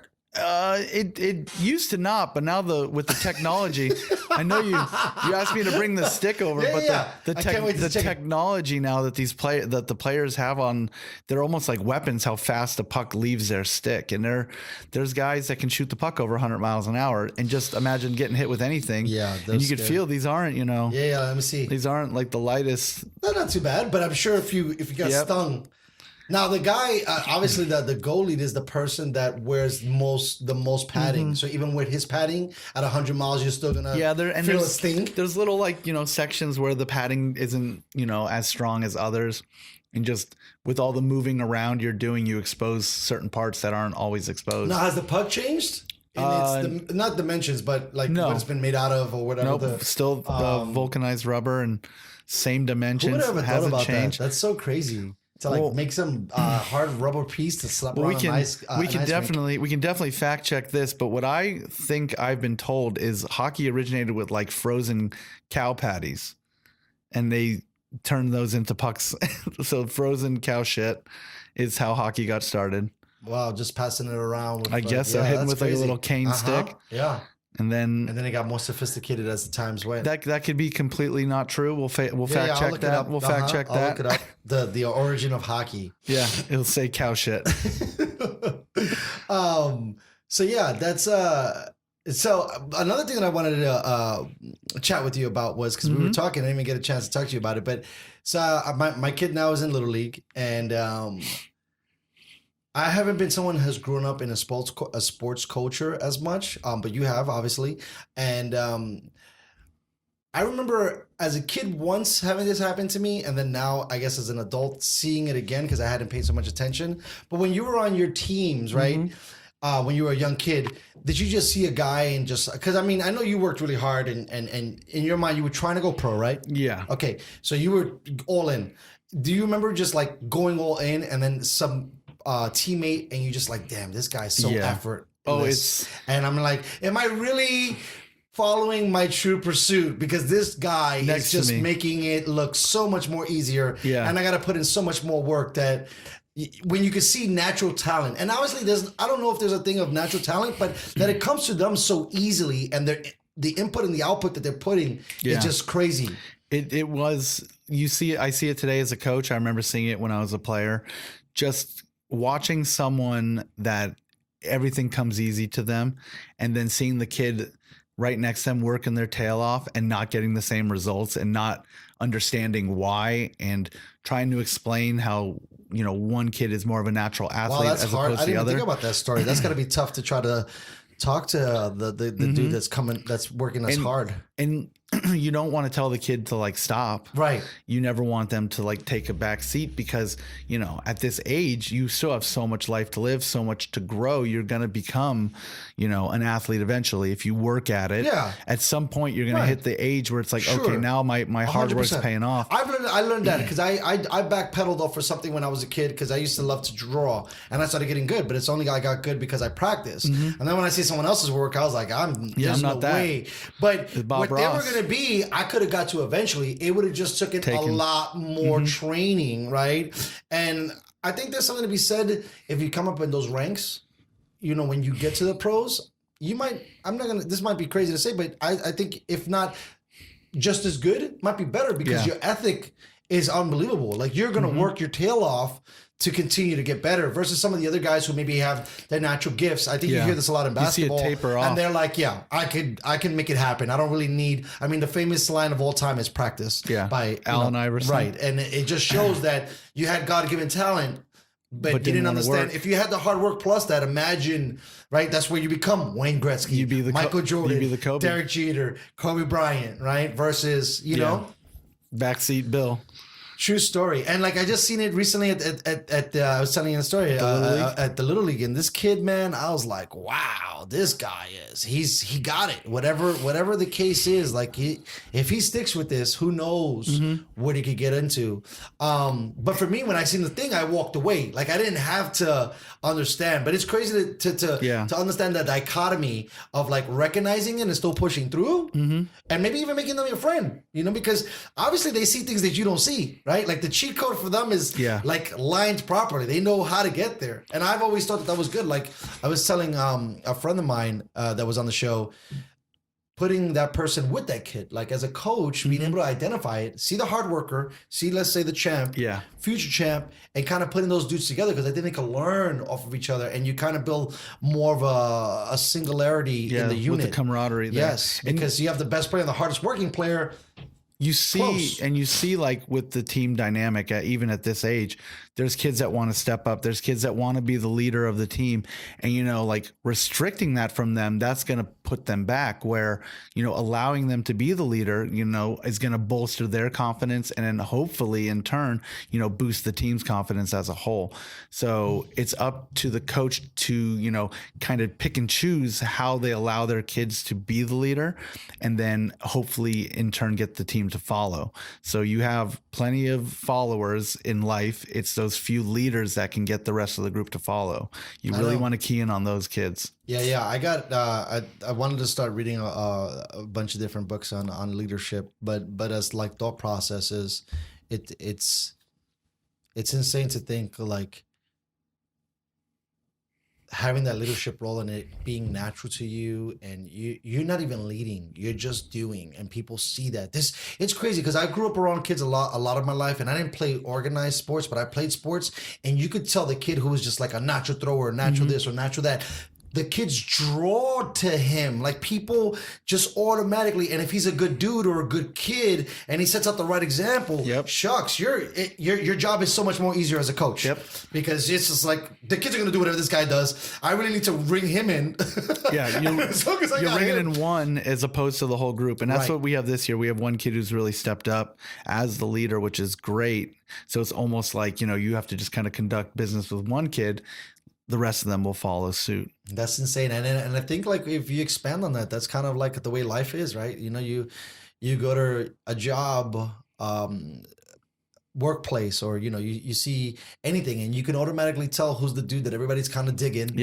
And then like if he's grinding, the whole squad is going to grind. And if he's off his game, it affects the whole building. You see it. Yeah. And you can, we're so crazy as human beings, right? Like the love and hate of us, it just makes things so crazy. And then when you put that into the dimension of sports, that's why, it's important to be a good leader, but it's also important to lead through just example for the most part. Because I think if you try to lead, that's when it becomes a problem. Because nobody wants to be told what to do, right? For the most part. Like, it's like, hey guys, follow me. It's just like, I think if you're a pro, maybe you could have the timeout and be like, look, and you also have to be the, careful of the dialogue, right? Because if you're like, yo, pass me the rock, other dudes might be like, well, why this guy got to get the ball? Or why is he the one who gets the play drawn up? Versus like, look, we're putting this on my back. I'm going to get you there. And that might be more like uplifting. And then everybody's like, who gives a fuck who gets the rock? Yeah. We're just going to follow this dude's lead and we're going to go, right? Victory. Right. Because my boy TB12, that's something. And he probably is the new understanding of pure hard work. Maybe he didn't have all the tools, but grinding every day and practicing on your craft every day, you can be great. You saw still. that skinny kid at the draft from Michigan. Oh, I haven't seen anything. Talk to me. I've been like lights out because my talking about TB12 when he was talking about him. Yeah, he couldn't even run the 40. He's looking like a little skinny. Like that guy's gonna be the best quarterback all time. No. Oh my God. I still remember a story that he had mentioned where he talked to Robert Kraft after they drafted him, and he's like, I'm gonna be the guy in this building. Yeah. And Kraft was like, okay. Yeah. And you're like, bro. Thanks, kid. Yeah. I'm a billionaire. Yeah. You just got onto the team. Why don't you shut up and do some reps or something? Go do some push-ups, little kid. To even know your physical shortcomings and still believe within yourself. I mean, it's hard. It's really hard, bro. The believe is that's the hard. What you really need to find. 100%. If you can believe in yourself or your team, you're unstoppable. Unreal. I mean, I'm sure we've looked at so many, you have like, when it's the team, it's such a different win than when it's just the guy. And in a lot of sports, you can't kill when you're just the guy. You got to get everybody else to buy in and everybody else to play at a certain level. I think LeBron James has probably had a lot of that, in his life where he's killing it. He's at the highest level it could be, but for whatever reason, the guys just, if they're not matching him, it's not there. And if they do match him, they almost seem unstoppable, right? But yeah. So let's go a little bit just to get you into your favorite wheelhouse. Where are we at in the status of the Kings going forward? Did they get some cool free agents? Did they sign some rookies in the draft? Who are the Kings again? Oh, geez, Louise. They're currently sitting in 30th of 31 teams in the league. So by ranking, they're towards the bottom. Like stats from last year. Jesus. So they're just not doing too well. But they're making moves. They traded away some unrestricted free agents, which it's sad to see them go. But if you're going to buy into a rebuild, that's where they're at right now. Yeah, we're in a rebuild. Did they fire sell everything? Not everything. We do have some big contracts still kind of tangling up a lot of money. Is those contracts from the championship? That's exactly it. And I don't dislike them. Obviously, they're not good for the team at this point, but your team wins 2 championships for their first 2 as a franchise in 2012, 2014. The players that got you there, they deserve to get paid. And when I say get paid, it's pennies compared to what baseball players are making. Sure. So, a hockey player makes $10 million a year. That's a pretty good contract. So funny, being that I love money and I love sports, I don't know if paying them is the right play. I think you should get paid. I just don't know if the team that got you there should pay you. So like move them into another team and then like get paid? go free agent and then you get the big money and then you go rock star over there. Because right now, the whatever I'm home cooking obviously is working with dudes with less money. And I also think there's something to be said that once you get paid, you kind of hit the snooze button a little bit and you're not as aggressive. You're not as hungry. You don't continue to compete at the same level. And I think, first of all, let me ask this question. Does hockey have a salary cap? Does everybody have the same amount of money? Yes. Okay. Well, do you know what the salary cap is right now? I am not 100%. So you think it's like 250? It's been expanding each year. It always is. Technically, to a cap because things change and market price changes, it usually jumps up anywhere from like a couple of million to like 10 million. At least that's the rule, like in football. But it's the number you just said. It's not even close to that, because if you think your top player, which maybe what do they get? Maybe you have two of are getting 10 million, and there's only a 25-man roster, give or take. That's most. And those are the best players. The best players are making 10. So you got to think. I think league minimum's like 400. Okay. So a lot of players are making that league minimum. Most guys are making probably on average about $1 million. I really feel, man, and I've had this discussion with you a bunch of times. I feel like there's like some small little things. I think like hockey shouldn't be like the people that are in charge of hockey shouldn't be happy with the fact that hockey is for. Now, to look at it in a different way, and Canada might not be for, and Russia might not be for, and other countries that look at hockey as something that they enjoy could climb the ladder. But I think that it seems like you see more promotion for hockey during the playoffs, right? But I also think that being on NBC, and I don't know, I don't want to take too much of a shots at NBC, but it's just not a network that's working for them. No. And NBC Sports, I make jokes about this all the time. What channel is that? Right? So like, what the fuck are you doing? Used to be the Outdoor Life Network. Right. So. And so I'm like, you guys got to get like on a kind of a major network, right? Like maybe an ESPN. But the thing is, ESPN dollars, who knows if ESPN wants to pay them? I mean, they should get them. They should want to get something because that's obviously another market. But how can you believe this? Like, check out this crazy thought process. You got the big three, and in fourth place in America right now. Is it MMA? Kicked out hockey for MMA. And ESPN would rather spend money on UFC than hockey. And to me, that sounds crazy. Well, here's the question. How many total UFC fighters are there, you think? Like a lifetime or like that are in the sport right now? In the sport right now. You say, let's just say 200. That was the number I was going to probably give. It's probably a little high, but it's all right.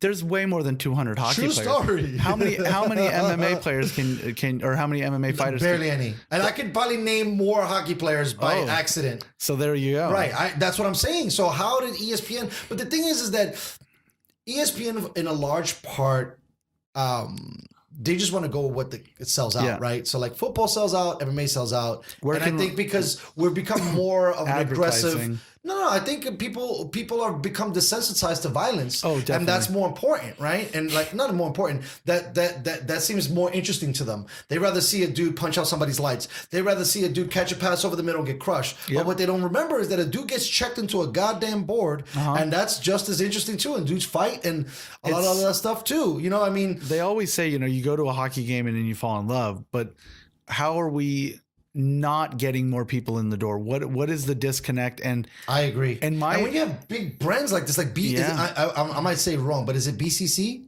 What's BCC? Or there's a MCC. There's like a 3-letter word. CCM. CCM. That's a huge company, a multi-million-dollar company. Bauer's a multi-million. So it's not like they don't have sponsors with deep pockets, right? And I'm sure on the ice, I've seen all types of people. Yeah, they have logos that are advertising everywhere. So how are you guys still not like? I wonder if they're okay with just being there. Like when you think about how much money is allocated to these things, it sounds crazy. It's almost like men's soccer. Like why we keep spending money on that, right? But eventually, the investment in men's soccer is because eventually it'll get there. The investment in men's hockey, I mean, I think it's just to keep the baseline because at the end of the day, you're not growing the sport and you should be. And I think they didn't take the advantage of Ovechkin and Sid in their prime when they could have been building off those fools' backs and they didn't. And now maybe you don't have those guys anymore. And the thing is, or not guys as like well named that you would drop. It's twofold. They don't really have that star power. Right. Like no one really knows who these guys are. And then the way the game is set up, there isn't a lot of commercial breaks. And a lot of people, that makes sense. a lot of people that like hockey like it for that reason, where it says action, action, action. And then when the period's over, there's an intermission for about 15 to 18 minutes. So that is where a lot of the commercials are hit. But you think about that, that's when everyone's going to the bathroom, going to get another snack or another beer. Every other sport is chopped up a little bit better. Exactly. Right? I think that's probably, you can make an argument that soccer doesn't go as well here too, because it's the same thing too. Exactly. They're just going, and then it's a break. You get another beer, you get another thing, and then boom, we go for another round, and then again, you know. And so maybe there's something to be said about the advertising dollars that are plugged in the middle, or the chopping up of the viewership for the mundane fan that doesn't want to watch. But I think that's awesome. Like, I've always had an idea where we should put sponsors on football helmets. That way you could just play. Like, the fact that it's a crucial down and they got to go to a commercial break, or I mean, they don't do it as much, but if you're marching up the field and it's like, we got to go to commercial, it's like, bro, I'm hot right now. Right. Let's not go to break. And that's the rules have actually changed a little bit for hockey to not allow for breaks during certain pivotal moments, which you fuck up the whole thing. Is great for the game. Agreed. And the way, like, it's a 20-minute period, and there's supposed to be every 5 minutes a commercial break. So once you get past 5 minutes and 1 second, boom, commercial break. Not like they don't blow the whistle and stop play. It's at the next whistle. Now, let's say that next whistle was on like a delayed penalty or an icing or something where the team isn't allowed to do something. They don't go to commercial. They keep playing. So then, you know, let's say there's not another commercial break for not another whistle for 5 more minutes. Now you've missed a commercial break, and then they have to somehow filter that in later. Then you get the weird chopped up at the end of the period, and you'll have 2 commercial breaks in the last 7 minutes, which is kind of silly. So it's all, I understand it's a money driven game, which I wish we could drive more money into it because it is a great game. And they need to figure something out, it's bro. Just because I have quietly become a hockey fan, especially I think too with the best story, or not the best story, but the most recent story that I thought created amazing traction for hockey was the story of, we're going to put a team in Vegas and we're going to get all these scraps. Yeah. And these scraps end up being a legitimate squad. They went to the finals right? First year. They got it together, and it seems like what they were doing. And it's like, oh wow! And so like I watched a little bit more, but it really is an interesting game. It really is. For someone that I don't know jack shit, but when they got good plays and they're hustling, and that's why. Excuse me. There's a lot to be said about playoff anything, because there's an intensity. There's a part where, you know, like, if you lose this game, this is gonna hurt. If it's a regular season game and you lost it, you're like, well, you know, we could try and do this and do that. But when you see that intensity, especially in the Stanley Cup Finals, which I don't understand why that's not on a major network too. So okay, so let's say the whole thing you blew away. Why don't you get the one game on a bigger network? Well, they technically NBC is that big network, right? But it's sports. But it's not. And then is it regular NBC? Usually for the championship, gotcha. But the problem is the viewership is so low. They should start streaming that shit for free or something. I would start giving away my product to build up the audience. Because viewership is down in a lot of sports, right? So if a sport that's already down on viewership, if it's going down, they're gonna fucking probably feel it the most.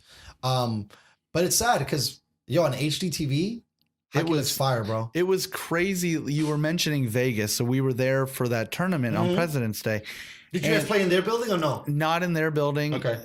We played at their practice facility. Is Vegas now becoming a hub for hockey? It was incredible how much hockey stuff is all over that city. Every liquor store, every little t-shirt store, every pushing the hell out of that squad. Oh my gosh, everything. Shirts, magnets, It's hats. crazy to see now that Vegas might be the new sports town. Oh, it's so because now with the Raiders coming, the Raiders moving, and then you got that. Like, that sounds like fun time. I think maybe 1 out of every 3 license plate had the Vegas Golden Knights logo on it. So the city bought in. And it was cool to see like people working, and they were allowed to wear like a Vegas Knights shirt at like a 7-Eleven or at the on the casino floor. You don't see stuff like that in a lot of cities. And our first night there, the Golden Knights were playing a game. It went to overtime.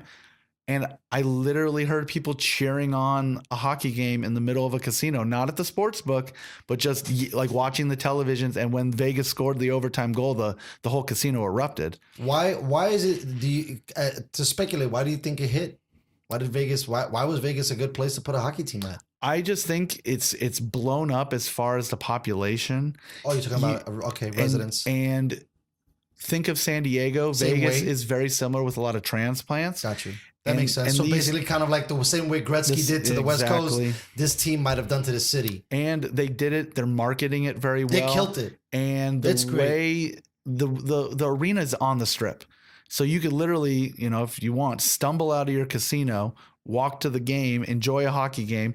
Did not. Did you check the prices? Oh, it was absurd. Right, that's what I thought. For the nosebleed, right, 200 plus. Right, that's crazy. And for a hockey game, that's I went to New York high. And I couldn't believe it. The nosebleeds. Oh, for the Rangers? No, for the Knicks. Oh, geez. It was, and this is a team that's bad. At least the Rangers contend every few years, and they have a star. We don't have a star on the Knicks. No. And you talk about nosebleeds 250. I'm like, I'm good. Yeah. I'm not going to pay $500 for one ticket to go see a good game. So I've been to a few different arenas.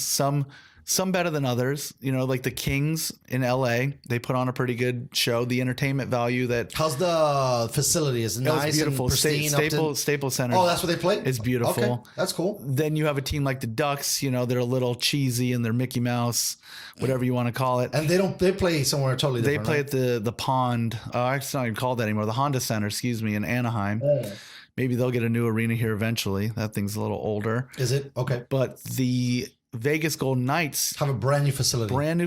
That's just probably like lights out. When people go to the game, they say the hockey's almost an afterthought because you go there and there's a show. You have after the first period, the lights go out and the spotlights go on and the Cirque du Soleil people are coming. Get the fuck out of here. Coming down from the ceiling. They have the drum show going. It's like it's a production. That sounds amazing. I would spend money for that. And everyone I've talked to said it's worth the money. Of course. That sounds amazing. Think about that. There's no other. I mean, you were just trying to talk a little bit about the Kings, but you don't hear at anybody maybe let's say basketball where you get cheerleaders to come on the board and they do some things and they're jumping over and they get the dog guy to balance him on his head or something like that. But when you have Cirque du Soleil people coming out from the fucking ceiling, down. That's got to be amazing. For the halftime show? Are you kidding me? It's out of control. That is dope. Okay. So funny? I don't like Vegas. I don't like Vegas because being a New Yorker, I understand the idea of always trying to get taken advantage of. Yeah. And the moment you step foot in Vegas. That's all it is. Right. And so but I want to go back. I'm married now. I kind of want to catch the dinner and the show shit because the shows, they're unbelievable. Right? Supposedly they got all the best chefs that have taken residence over there, right? Now. And then now they got this hockey element. They got if Vegas could become a legitimate sports town, that would be so cool. Yeah. And for the West Coasters like us, it's perfect. It's so close. It's perfect. Right? You just drive 4 hours or catch a plane, and who knows, right? What the weekend will be. You go catch a dinner and a movie, not a dinner movie, but a dinner and a show. Saturday you catch a hockey game, and Sunday you catch a football game, and then boom, you're on the plane. Talk about anybody else could have that cool experience, exactly. Right? Nowhere else. No. And what's great about Las Vegas is for many years the Kings and the Colorado Avalanche would play a preseason game there. And it was kind of a test to see. And they were noticing every year the game was sold out. Really? And it was just at the MGM Grand. They were able to convert where the boxing matches are into an ice rink. And every year sold out. Wow. Next year sold out. So then the first year Vegas became a team, the Kings had to find a new venue, a new place to do it. So basically Vegas was like, hey, it's viable. We can have success here. And then it's been proven. And let's hope it continues. I think so. I mean, it's all, I think, indicative of the front office because the front office, they kind of came in, I think last year, I was paying attention a little bit. The team stumbled. Then they made some mid-season additions and subtractions. And then they got back in the hunt. So that's the thing. If they constantly stay in the hunt and they stay competitive, I think that'd be interesting. Because I think that's a scary thing too, I think also for the Raiders. If the Raiders go from competitive to not, it's only a couple of years and people are going to start to be like, why would I go see a bad team? Yeah. Right? And then it's going to become let's say the Chargers, where you come to see your team play and then you wear the color of the opposite team and then there's no home field advantage anymore. Yeah. Right? That was like the Chargers here. That's exactly how it was. But that arena in that they're building for the Raiders, that stadium, if that thing's half filled, it's going to be pretty significant. They need to pack that house. Right, they spent a lot of money. I don't even know. I think the last budget for a stadium, the football a variety was like $4 billion. So who knows what That's they spent? absurd. Yeah, how much they spent in Vegas.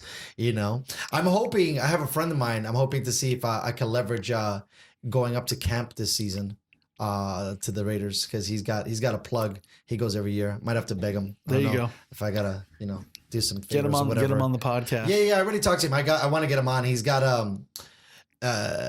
he's like a gambling enthusiast. Saying about that, have you ever gambled on hockey? Nothing like serious. Every time I've bet on the Kings, they've always managed to lose. What's a normal hockey spread? Like 2? Usually 1.5 to 2. Okay. If you're getting over 2.5 in the 3 range, it's probably going to be a blowout. But that doesn't happen often. A lot of people like to play the over under in hockey. What's the total on that? Like 4? Yeah, it's gotten a little higher the last few years. Yeah, that's for whatever 5 or reason. 6. Hockey seems like it's been scoring more. I mean, this last Stanley Cup there was a lot of scoring. Yep. And did it go to 7? I think it went 7, right? games. So they were at it. Boston and St. Louis. That was unreal. So it seems like hockey definitely the scoring part is getting higher. How about do they have fantasy hockey leagues? Yeah, they got everything. Just Wow. like with football, I can barely keep up with the reality of hockey. So let's keep the fantasy. Well, you're just centric on Kings only, right? That's my problem. Right. I can't be rooting for guys playing against my team. Right. Well, you're the best fan because you're like diehard for real. I'm not so much because I had an interesting introduction to all the teams that I have had. I think even as a Yankee fan, that was a very interesting experience because I thought I was going to be a Mets fan. And that didn't work out. And then I went to a Yankee game and I had fun, but they were a horrible team. Yeah. Right. And so, I didn't know if that was going to work out either. But then, they went on that 90s tear and then everything was forgotten for everybody else. Exactly. So, but I try to stay with a broader stick, but you're just like LA all day. Yeah. Just the Kings though. Right. Yeah. That's what I mean. Just in the hockey department. No Lakers, no Clippers. Yeah. No Rams. Definitely not the Chargers. Yeah. Poor Chargers. No more Phillip Rivers. I wonder what's going to happen now. Well, he's going to have like 17 more kids, I think. That's good. I mean, he should. He's got money. Just like a bunny, he's over there popping them out. Well, he might start like a whole new system of people if he keeps on going. It's going to create a village. all these weird looking quarterbacks. Oh my! Right. Well, I mean, he might end up affecting like some sport, whatever they choose. There's supposedly the Rivers. Speaking about that, I didn't read the full thing, but I think one of the Manning kids has a kid, and apparently he's starting to catch fire. Starting to fling a little bit. Yeah. Oh, I think he's in college already, and it's starting to be a thing. I don't know if it's him or it was their last name, but I could have sworn one of their, because I think Eli only has daughters, so he's screwed. He's not unless they become a soccer. That sounds about right. Yeah. Right. Eli's getting punished. He's getting punished. He sold his soul to the devil. Yeah, when he dogged the Chargers in the draft he was like, day. listen, I'll trade my son boys for 2 championships against the Patriots. That's so bad. Done. I would take that deal. Yeah, exactly. I'll have girls the rest of the way. But yeah, the Charger deal is going to be so different now. They're not going to have. I mean, who knows what they do? They could change. They could trade Gordon. Yeah, I feel bad. Like, I do too. It's a hard situation. The way the Chargers, they kind of turned their back on the city a little bit. Now, granted, yeah, but I don't know if it was them. I would say ownership. Being a negative or being a native, excuse me, negative San Diego, double negative native. You wanted them to stay, but the city wasn't really supporting the ownership as much as they could have. I think it could have been handled differently. But then you look at like all the bad moves they've made over the years, and then a franchise quarterback like Phillip Rivers, who was always there for the team, never ever said anything negative about the team. Right. Just to throw him out the door after this year. Just you knew you weren't going to re-sign him. Like, let him do his like farewell tour, like Dwayne Wade, and let him say his goodbyes. But no, just kick him out. Well, listen, I think in a world where you traded Joe Montana, nobody's safe. And if Tom Brady leaves, then it just solidifies the fact that it sounds great, but and this is what I think sucks, right? Because it's such a weird situation where you want to get cashed in, right? You might cash in too much, and you might screw the the franchise up versus the franchise trying to invest in you, right? Yeah. Because they're, you're like, these guys think that I'm replaceable and you're going to get somewhere else. And right now it looks, from what I've read, that he might be the front runner to be landed in Indianapolis. And I think that might be great for him because it's indoors. Yeah. So it doesn't really have to Lucas mess with Oil. him. And he's going to play Jacksonville, which is warm. He's going to play Tennessee, that's usually warm. And who else is in the division? Tennessee, Jackson, Colts. I'm missing one more. Houston. And Houston plays indoors. So for a quarterback, that's 8 games inside. You're gonna be you're warm. gonna be good, And I think it worked for him in Southern Cal. He got to play it, but when December comes, you got to play in Denver and in Kansas City. Yeah, it's not the same. But who knows how much more he has left in the tank? And it's weird to see the passing guard where Tom might go away and Phillip goes away, and then if Ben goes away, it's like it's a whole new league. All these because you don't remember Dax, right? And then I feel bad for the way it was managed. This is another thing too. Like for guys like us, right? Semi-popular dudes, not a big deal, right? You got to kind of look at it like maybe we should be doing things in like office and stuff like that, because I think one of the things that hamstrung the San Diego Chargers leaving was the fact that you have this old style of thinking and old style of running things. That's what's running San Diego. And I don't know if it's good for them, because I think if you spoke to the young movement, it would have been good to keep a sports franchise in the building. Yeah. Because it sucks when, your baseball team is considered a minor league team, and they went out and they spent to try to get on the board. They got some change. So for me, the reason why I moved to San Diego was because of the Chargers. I remember I was a huge fan of LaDainian Tomlinson, and I don't think like other sports, because they don't do so much. They do coverage, but I feel like the NFL does a really good job of the coverage, that you start to think about the city, right, and like maybe visiting it, and it puts you on the map. Versus baseball. I mean, they're called the Padres. I mean, they're known more that than the San Diego Padres, right? The Chargers as the San Diego Chargers. And people were still calling. They still call them the San Diego Chargers. Of course, I still do too. I mean, the LA thing is weird, and there's a lot of people that speculate that they're going to come back, because with no quarterback, and then you don't sell tickets, what you going to do? Yeah. I mean, they're going to play second fiddle to the Rams no matter what. Yeah, the baby. Yeah, they're in that already. building. I think that's going to be a really struggling thing for Ram Nation and Charger Nation to continue. To fill a building when you're going to have 16 games, because they're going to play every other week, which is good because at least you get the most use out of the building. But what if the Chargers go like 0-6 right out the brutal. gate? Nobody's going to go to those games. No. Unless they're playing the Steelers or the Patriots, and then people are going to go and watch it and just to see the other team play. Yeah, basically, it was crazy, though. The Qualcomm Stadium where the Chargers used to play in San Diego is a total dump. Oh, my God. But yet we had a Super Bowl here in the early 2000s. I remember that. So and if you're having a Super Bowl here, obviously people want to come to this city. Let's throw a little money into I don't know. a stadium. For me, it sounds like a no-brainer. Okay, you're talking about February. Most parts of the nation are cold. You're at 75. Why wouldn't you kind of have some kind of infrastructure put in place that even if your team was terrible, every 4, 5, 10 years, you get a Super Bowl that basically makes up for that and puts you in the black Yep. for all the loss that you did, right? Because I would have totally built it. Like every stadium that's been built has gotten a Super Bowl. Levi Stadium, New York's, the Giants and Jets Stadium Lucas got one. Oil. Everybody showed up. I mean, Miami keeps getting, and that place is an older facility, but it has to do with the temperature. Location.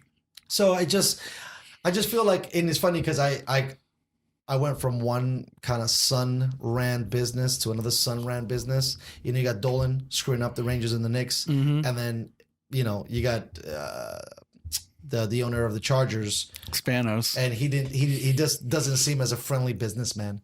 Seems like a kind of cutthroat, a jerk.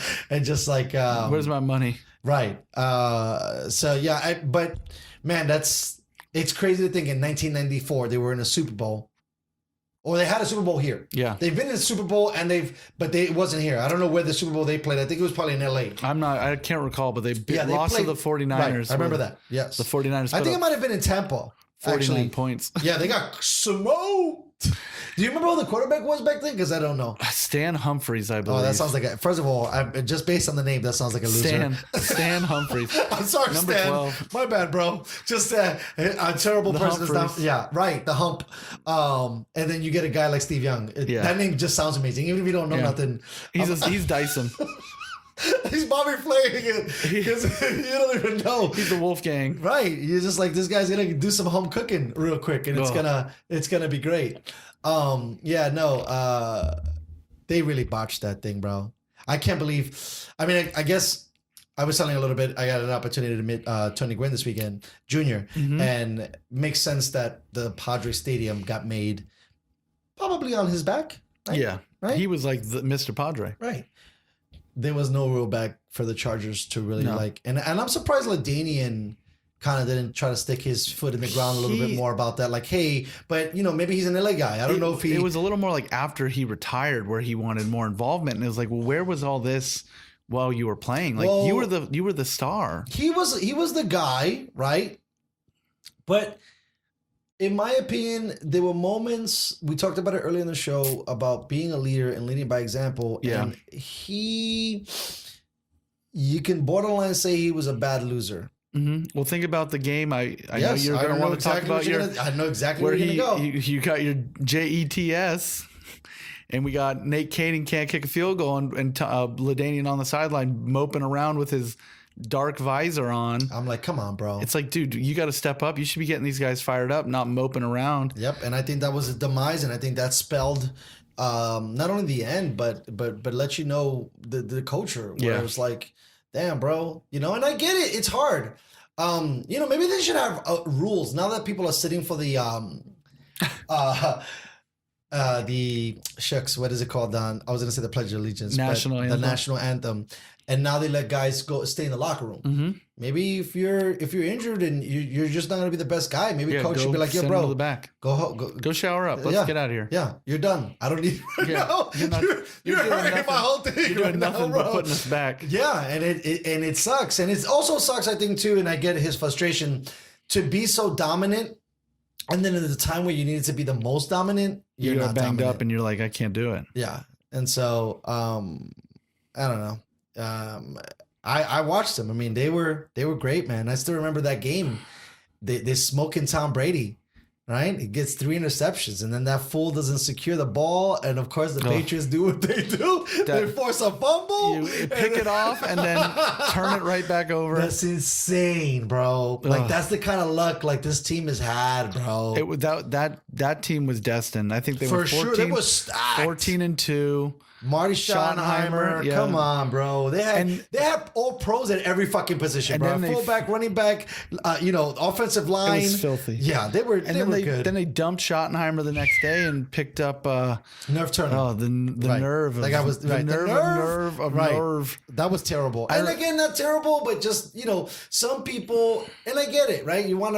Sometimes you want to be the guy, and it doesn't always work out. I just don't think that Turner seems like a very soft-spoken individual. I just watched him he's got a weird personality because I've seen a lot of his pressers as a Charger. Yeah. They did the special on Amazon, and he was the offensive, and I still think he is actually. He's still the offensive coordinator for the Carolina Panthers, and he does great every time. He's the coordinator. I mean, McCaffrey this year ran all over the place, and a lot had to do with the designs, I believe, from Nerve. But you watch him, and he kind of has like this angry but kind of laid back style, and I just don't know. Like, are you mad at me? Right. I just don't know if it works well with guys, and after a while, I always said it about Joe Torre. After a while, bro, when you win a little bit, not that they won, but when you have success with a team, it's hard not those guys to be your boys, right? Yeah. And you get a little softer on them, and you're not like as crazy. You don't push them as hard, and you're just like, hey, boys, let's you become a family. And then you got to ramp it up. Yeah, and then they're just like on cruise control. Yeah, they're like, check it out, bro. We're not really down for this whole deal. Well, I remember I saw an interview with Lorenzo Neal, who was the fullback who would run in front of LT. Yeah, he was, and basically got him into that Hall of Fame. I think it got him. Not only that, it got him like this 28 touchdown year. So yeah, but LT always propped him up, and I remember Lorenzo Neal talking about that season when they went from Marty to Norv when they made the coaching change. And he goes, Norv was a good coach, but not a leader of men. And I remember hearing that and really taking that to heart as like, when you're a coach, you need to be the leader of the group. Right. You gotta be the alpha. You can know XYZ. Right. You can know what everyone's buttons are to push, but you need to be the one that's leading the group towards a common goal, which should be to win. So you can tell by his demeanor, he's not someone that you're going to run. Like I always make a joke that my kids are always ready to run through a brick wall for me. I think that's important. And you just got to get them so pumped up that their goal is, I'm going to go forward no matter what gets in our way. No, that's huge. I mean, you look at, and I always fall back on this argument, but you look at a guy like Belichick. Up until recently, that wasn't a guy you would want to go get a beer with. Mm-mm. But talk about leader of men, right? Like that guy was gonna, grab you. Accountability. Yeah, do your fucking job, bro. He made it so simple. It's so do great. Your job. I mean, how do you mess that up? It's right here. It's laid out. Yeah. Just do exactly what I tell you to do, bro. Do your job. How crazy is that? And everyone responded. And then the best one that he just came out with that didn't catch as much fire. I think it was, we were not finished or we're not done. That's so funny you bring that up. On my bench with my kids this year. You like that? What I did there for you? That's perfect. You just underhand softball. How, Here baby, we go. To you in fences. Let's go. We'll score a goal. And it's great. Your team scores. Everyone should be excited. But I yell at my kids on my bench. I yell, what are we? And they all respond with, we're not done. And I yell, what? And they scream, we're not done. And it fires them up because, great, you scored a goal, but we're not done. We got to go out and now play some defense and try and score another goal. So with that mindset, it's really good to always be moving forward, and it gives the kids something that they could cling on to as a goal. I think it's important. It's important because it's almost like the climax, right? But that's not the climax. The climax is the W. Yeah. Right. And that's why I got to play for you. But in my intro, because I made my own intro. I know that sounds lame, but the first voice you hear is stats are for losers. Yeah. And who cares? You got to go. Mm-hmm. And at the end of my intro, you play to win. Mm-hmm. That's it. It doesn't matter. Like poor Ovechkin, right? Yeah. The guy, you could have like 25,000 hat tricks. If you don't win the game, no one cares. You're not even remembered, right? Like no one wants to know who came in second. No, right? And Ricky Bobby. If you're not first, you're last, bro. And they probably remember the last more than they remember second place. Exactly. Right? Because it was so whatever. Absurd. Yeah, exactly. It was so egregious that you came in so bad. Yeah. That you, not going to forget. 100%. That's why we tell people either be the best at being the best or be the best at being the worst. At least you're the best. Yeah. So in one of the departments, you're crushing. Last year, we were the best at being the worst. Really? We didn't win any games. Really? So it's a complete turnaround. So what, 0-15? Yeah. Wow. It was not good. What a story. You need to write a book, bro. Yeah, we were very outmatched. And what's crazy is going into the season, a lot of the parents wanted us to play down a level, and I refused to move down. I was like, we're only moving forward. If we're gonna have another bad season, we're gonna do it at the same level. That's dope. So now, okay.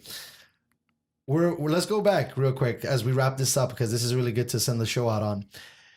0-15, was it chemistry? It was probably a little bit of me being a little younger as far as like not understanding the full dynamic as the head coach. A little bit of the group not gelling, and then also the way we had tryouts. We weren't having a tryout. We basically had a try-in where everyone who tried out made the team. That was on 0-15? 0-15. And then for the undefeated season, you guys were a little bit more, you scrutinized. We played a little bit better. And but the getting the players on the team, you just didn't let anybody come in. You guys were a little bit more conscious of we were smart with it. The thing was, we actually had a few of our better players leave the organization. So, because I've been following you for a bit, because that's 2 years removed. Yeah, because you had a decent squad. There's some dudes left that left with basically a bare cupboard. Yep. Let's use that right term. And then from 0-15, and then did you find that magic kid, or was that magic kid on the 0-15? The magic kid was in the younger age group, and it was a few of them. So you had some comeuppance. They move up, and the thing was, some of the parents and some of the kids thought the grass might be greener at going somewhere else. And then I get feedback from those parents saying like, we kind of made a mistake. We should have probably have stayed. And, Can you go backwards or no? Once you make that commitment? this is what one of the the hockey director at my program told me was, these kids now sign up for a year contract, and each year they can go and sign a contract somewhere else. And it's good as far as like the flexibility and being able to move. Because you don't want to be stuck and hate your job, you know? But with that though, we're not really building organizations. Agreed. Because you have the upward mobility hurts, but the backward mobility helps. Correct. Right. Because you can come back and try to retool versus having like you just keep losing guys. You're kind of like a college basketball coach. Exactly. You get 1 year with a kid, and if he's fired, you can't keep him. Right. He's going on. Go. Yeah, and then you got to basically you start from scratch almost every season. Exactly. What do you think? You think 2 years would be better? Because it kind of gives you that 1 year with the entry, and then maybe that second year they could get better, and then maybe they could move on after the third. It's every 2 years they're moving up in age group. So no matter what. Yeah. So it's like 7, that makes sense then. That if they're gonna be forced to move up, you should get them a 2 year contract. That way it locks you down, at least from your coaching position, because it must suck. So what was the feeling like losing every game? Was your level of frustration through the roof, or it actually? Well, it wasn't so much frustration, but I was learning how to, help the kids cope. Because with the losses. Yeah. And trying to keep it still fun and positive. And I think we did do a good job. It's like the kids at the end of the day, we didn't win, but they still had a fun year. That's what that matters. And they're going to look back at like the fun tournament. We went to Colorado Springs last year. We went to a D1 Air Force hockey game. Like the kids had a great time. They're going to remember the positives.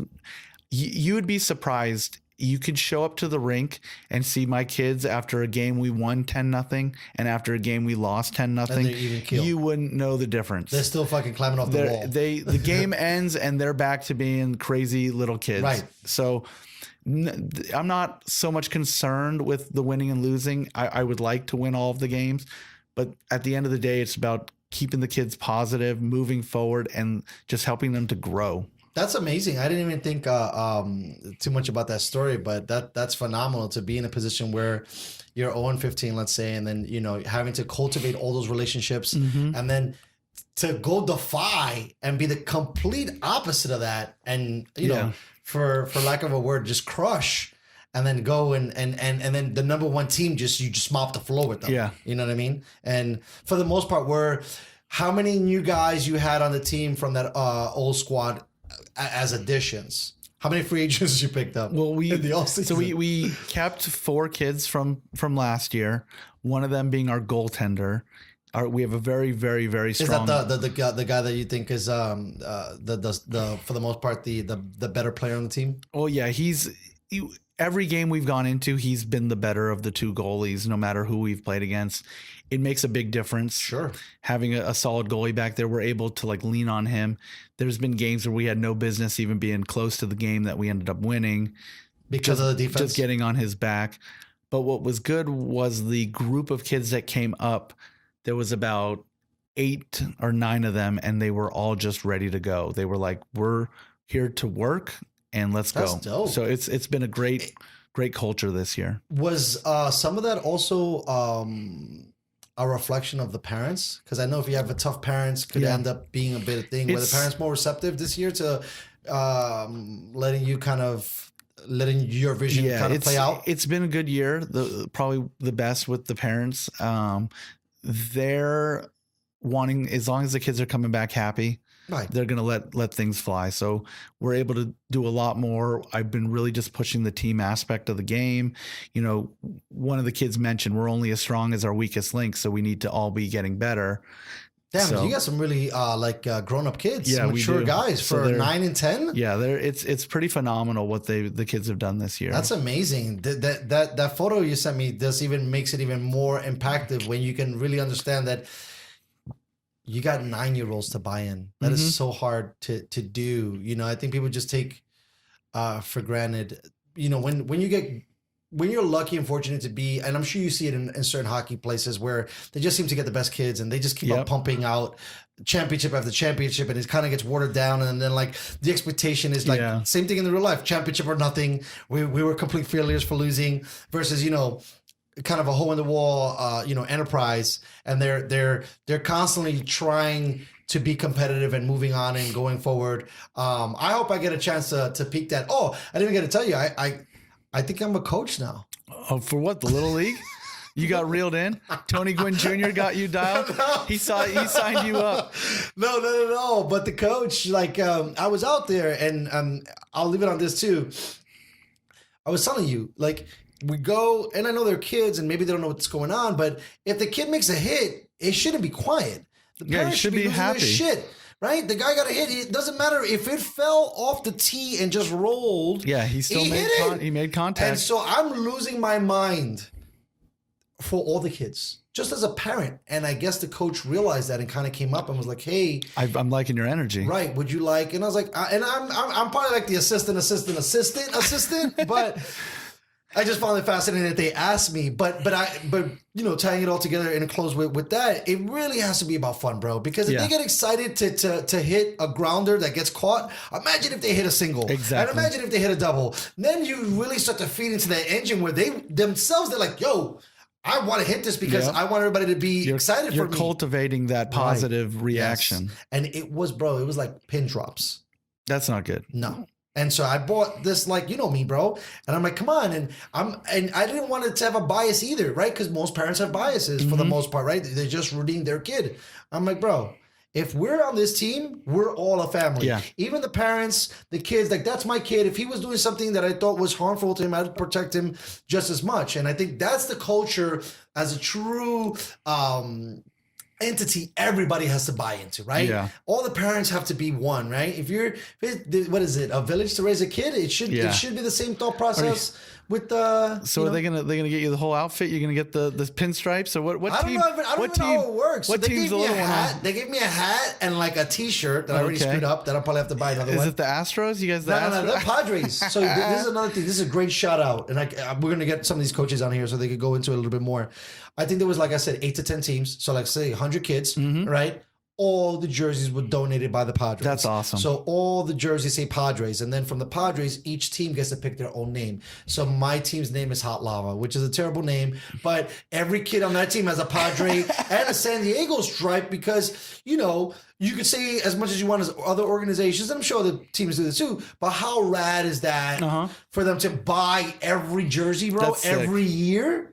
And then, you know, they're trying to build that culture. I mean, it could happen. If you spent let's say $10 million lifetime to maybe get one guy who ends up remembering that and plays for the Padres and ends up turning around the whole system, right? It was worth the investment. Exactly. Even if it doesn't come out in the wash, right? Like you're sowing into the baseball culture here, and that's what I was trying to tell you before we walk out, that there's so much sports here for kids here, right? You got all these baseball fields and all these football stuff, and you got a hockey rink here and soccer, it's everything. Dope. It's dope. And a good coach is not going to prevent the kid from trying other things. I think should. You're trying to build an athlete. That's it.